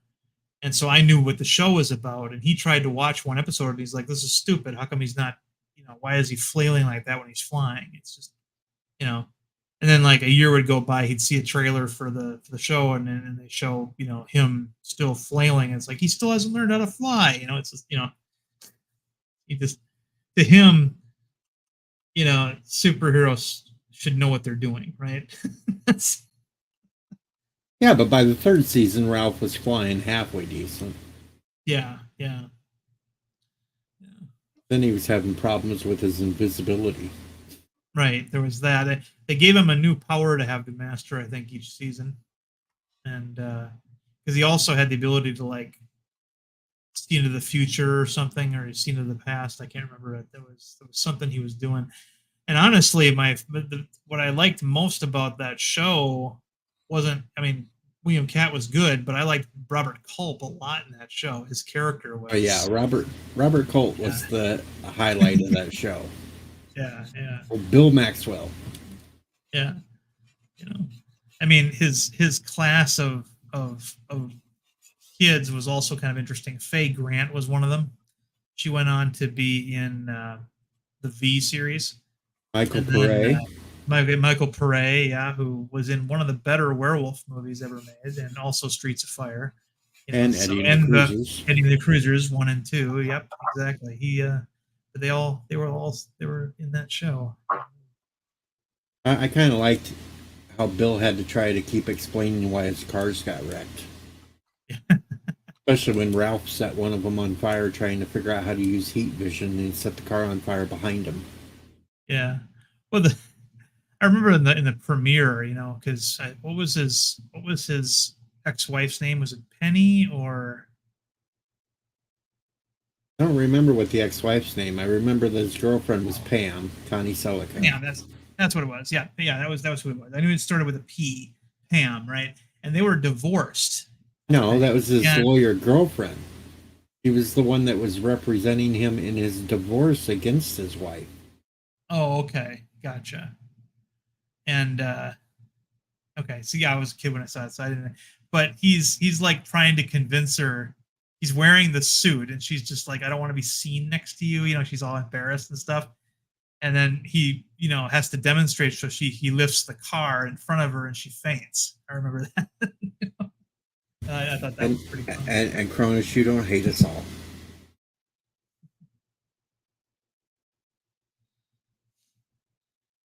I think another thing about that show, of course, was the opening credit, the theme song was actually a hit on the Light FM radio stations back then too. You know, and it's sort of become a synonymous theme for lame superheroes. I think that in that first attempt at a live action TV show based on the Tick, there was a character that was played by Dave Foley from the Kids in the Hall, and he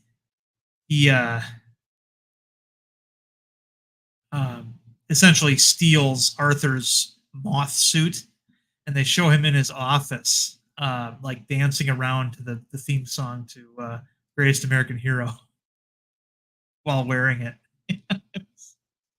Then Ralph gets a second instruction book and shrinks down and then leaves it when he goes Oh, yeah. back up to giant size. Yeah. I was a Then the little attempt- disappointed in the alien design. But yeah. I was really disappointed when they tried to do the spin-off series. Oh, with the chick. Yeah. Yep. Well, and I think that correct me if I'm wrong, but I think the only thing that William Katt did after that was probably that House movie, the movie House, and that was it. Yeah, he did the house, and Yeah. then there was little sporadic Yeah, bit movies part. here and there, but nothing big. Yeah, he was on his way though. I mean, at one point, I mean, he was had a rather prominent role in Carrie, the Stephen King movie Carrie, and then he was on his way up, and then I think that superhero show kind of messed up. Well, you his look career. at it. You had two of the kids in the class that went on to other stuff. Yeah. You had Yeah. Connie Selica that went on to do that hotel series or whatever, Yeah, yeah. soap opera or whatever series TV. A whole bunch of them went on to other stuff, and then Cat just kind of like crashed. Yeah, he had a very peculiar look. He had that California beach perm, hair kind of look. It was like, and yeah. So I liked him in House though, because when he played an author, like a Stephen King type author, but he was also a Vietnam vet, and they would often show flashbacks to him being in Vietnam. And they actually cut his hair. He actually cut his hair for that to look authentic. So obviously they did all those scenes last. And I thought that was a pretty decent film. I remember as for a horror film, it also was one of the few that had a happy ending. It wasn't a typical schlock fest, but the ghost that is haunting him is eventually revealed to be the Richard Mall character, Big Ben from his army unit. There was a thing where he got shot, and he told Roger to kill him, to finish him off, because the VC, and he couldn't do it, and then he fled, and the VC came and grabbed Big Ben and dragged him away, and he's shouting, I'll get you for this, and then the ghost of Big Ben tells him, yeah, they tortured me for weeks before I died, that's why I'm doing this. Okay, I'm looking up William Katt right now. He did a bunch of the Perry Mason movies in the 80s. Oh, okay. Well, at least he did something. He did sporadic TV series here and there. He was in House 4. Oh, he was in House 4 too, huh? Repossession. Yep. Okay. Playing Roger Cobb too, direct to video, but that's beside the point. He was in Cyborg 3. he did one episode of Batman the Animated Series. Oh, I wonder what he was in that. He was in Problem Child 3, Junior in Love. What was he the voice in Batman the animated series? Zowie. Who? Zowie. Zowie. Yep. Let me see here. He was Hawkman in Batman and Brave and the Bold, but so that's interesting. But let's see. He was Green Guardsman in Justice in League. Justice League.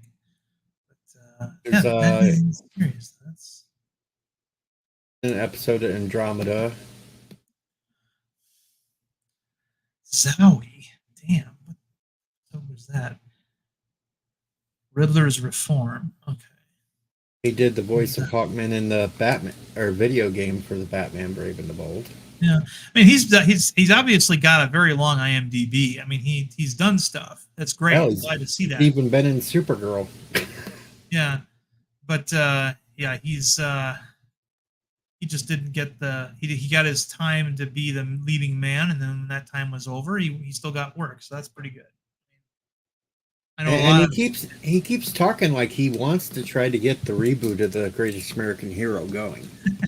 Well, it's if there's that one thing that you're most known for, right? You're gonna want it to come back in some way so you can be a part of it, right? But he's definitely too old to be the hero now. Right. Yeah. He could be the Robert Culp character, at this point. But I think he's too old for that. I think it would be more like like they attempted to do with the Greatest American Heroine.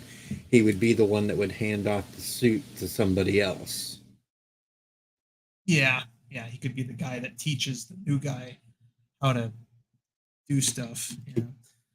How to fly and crash in the walls. And... Yeah, I was gonna say. All right, just make sure you put your hands in front of you before you hit. Yeah. Your face is your best asset. Yeah. Well, I think the best thing, though, so far when it came to uncontrollable superhero flying was Hancock. In the beginning of the movie when he just didn't give a fuck, he was every time he landed he would destroy concrete. When he landed, he'd take off way too fast, so he'd suck things up into the sky with him, and then they'd fall back to earth. And stuff. Because the weird thing about when Ralph flew, even in that first season, if he was holding something in one arm, he flew fairly decent. Right. Yeah. It's when he had nothing to hang on to that he panicked. Yeah, because when he in the first episode, I think when he got a hold of the searchlight. The searchlight. He was actually able to control it pretty well with that. Get him a nice pair of titties, and he'll be fine. Yeah. That's something to grab onto. Yeah. The dumbest episode of The Greatest American Hero, though, was when he was fighting the demon. Yeah, I remember that one. That was the dumbest episode. Yeah, it's where he went into a closet or whatever. In Andromeda? I just got done watching that series. Now you're going to make me go back and look. Oh, I'm sorry. I thought you might still have it up. Oh. Let's see, Andrew.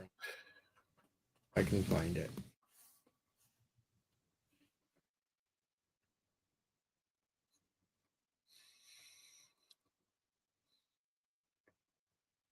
He's done a lot of directing,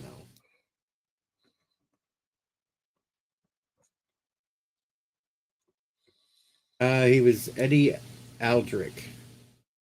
Eddie Aldrich. Season 3, episode 8, For Whom the Bell Tolls. Oh, okay. It's not really ringing a bell, but then again, it's a lot of episodes. They had a lot more seasons in that show than I thought there were. Yeah. It's funny too because a lot of actors in Hollywood, when they get to have a situation like William Katz, where they didn't get any higher than they got, and then they started becoming actors that got parts in other things and got to direct and things like that. They're actually a lot happier at that point, with that kind of fame than if they had been a huge superstar that was required to go to parties and things. The working Hollywood person like Jack Colvin, the other regular on the Incredible Hulk, the guy that played Jack McGee, the reporter. He was a Universal Studios contract actor, and he learned his lines, came in, read for did his job for the day, and then left. And then he'd come back next week, and he was he really enjoyed that.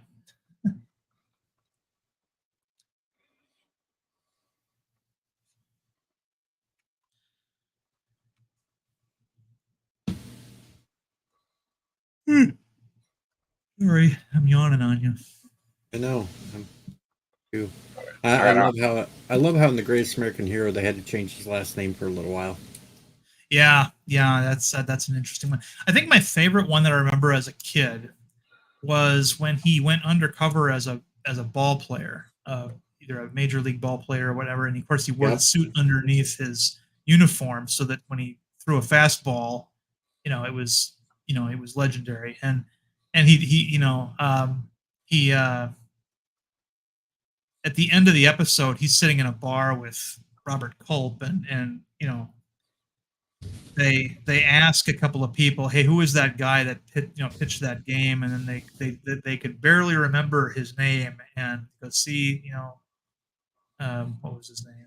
Ralph, they're already starting to forget, and he's like, well, I'll never win. He said. So, that was I like that ending. He got to for a very brief time play in Major League Ball. I liked when he got but he met up with Clayton Moore, Which one? What? Lone Ranger. Oh, that's right. All those TV actors that had played heroes or whatever, get into costume and face down a gang. What was it? Was it that one? No, Clayton Moore one was the solo one where Okay. they just met him like twice because he was trying to hook him up to meet some of the kids to give him a pep talk. Okay. Yeah, there was one show, and I don't remember if it was. I don't think it was the Greatest American Hero, but it was where a bunch of actors who had played TV superheroes like got into costume and had to like face down a gang of thugs in their neighborhood. And one of them was like a Lone Ranger type. Another guy was like a Zorro guy, and he had a whip, and he actually used the whip and knocked the gun out of the guy's hand. And all the actors kind of turned to him and looked. And I didn't think you still had it in you. And he goes, "Me neither." So it was one of those things they're trying to psych him out. I don't remember if that was. I don't think that was a American Hero movie. I don't remember that being in the Greatest American Hero. I remember a Captain Bellybuster episode though, because it was weird. Yeah. In the trailer, it looked like there was another guy that could fly like him, and it was footage from a commercial that he had done, a superhero that sold burgers.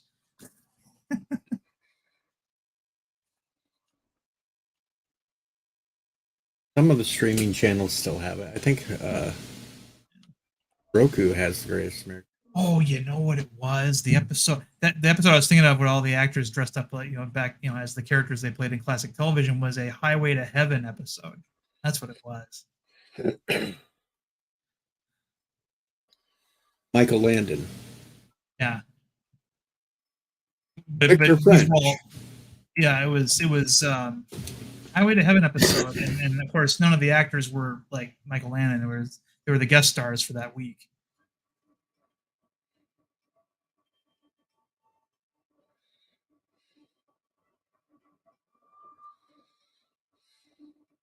Well, I think I'm starting to finally get a little Okay. here. Alrighty. No, zombies are not calling me. That's tomorrow. All right, Deej, I will go ahead and let you go then. I'm going to get out of here too. Tim's going to go play his game for a little while before he crashes. Yep, I'm getting there too. I'm starting to fall asleep. I'm actually awake. Thanks, We'll Oh, see. he should be. Nobody cares, LD. Right?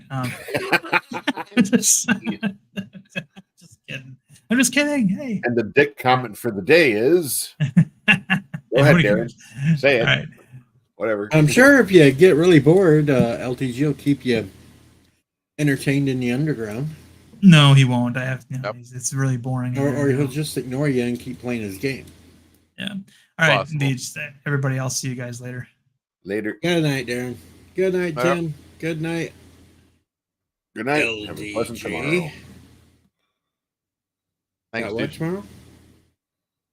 I said good night and have a pleasant tomorrow.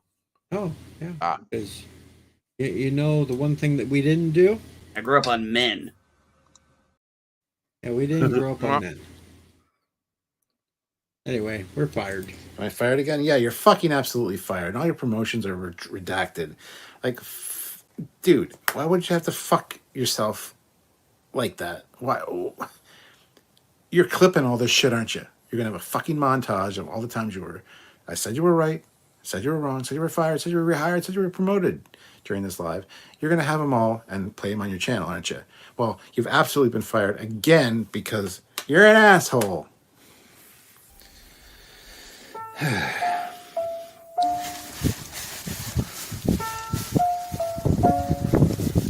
You're fired from talking to me and being my friend and being on my channel. Get the hell out of here.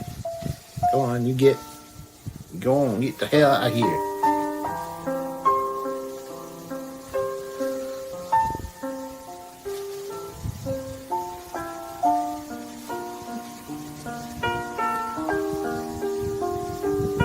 Bye.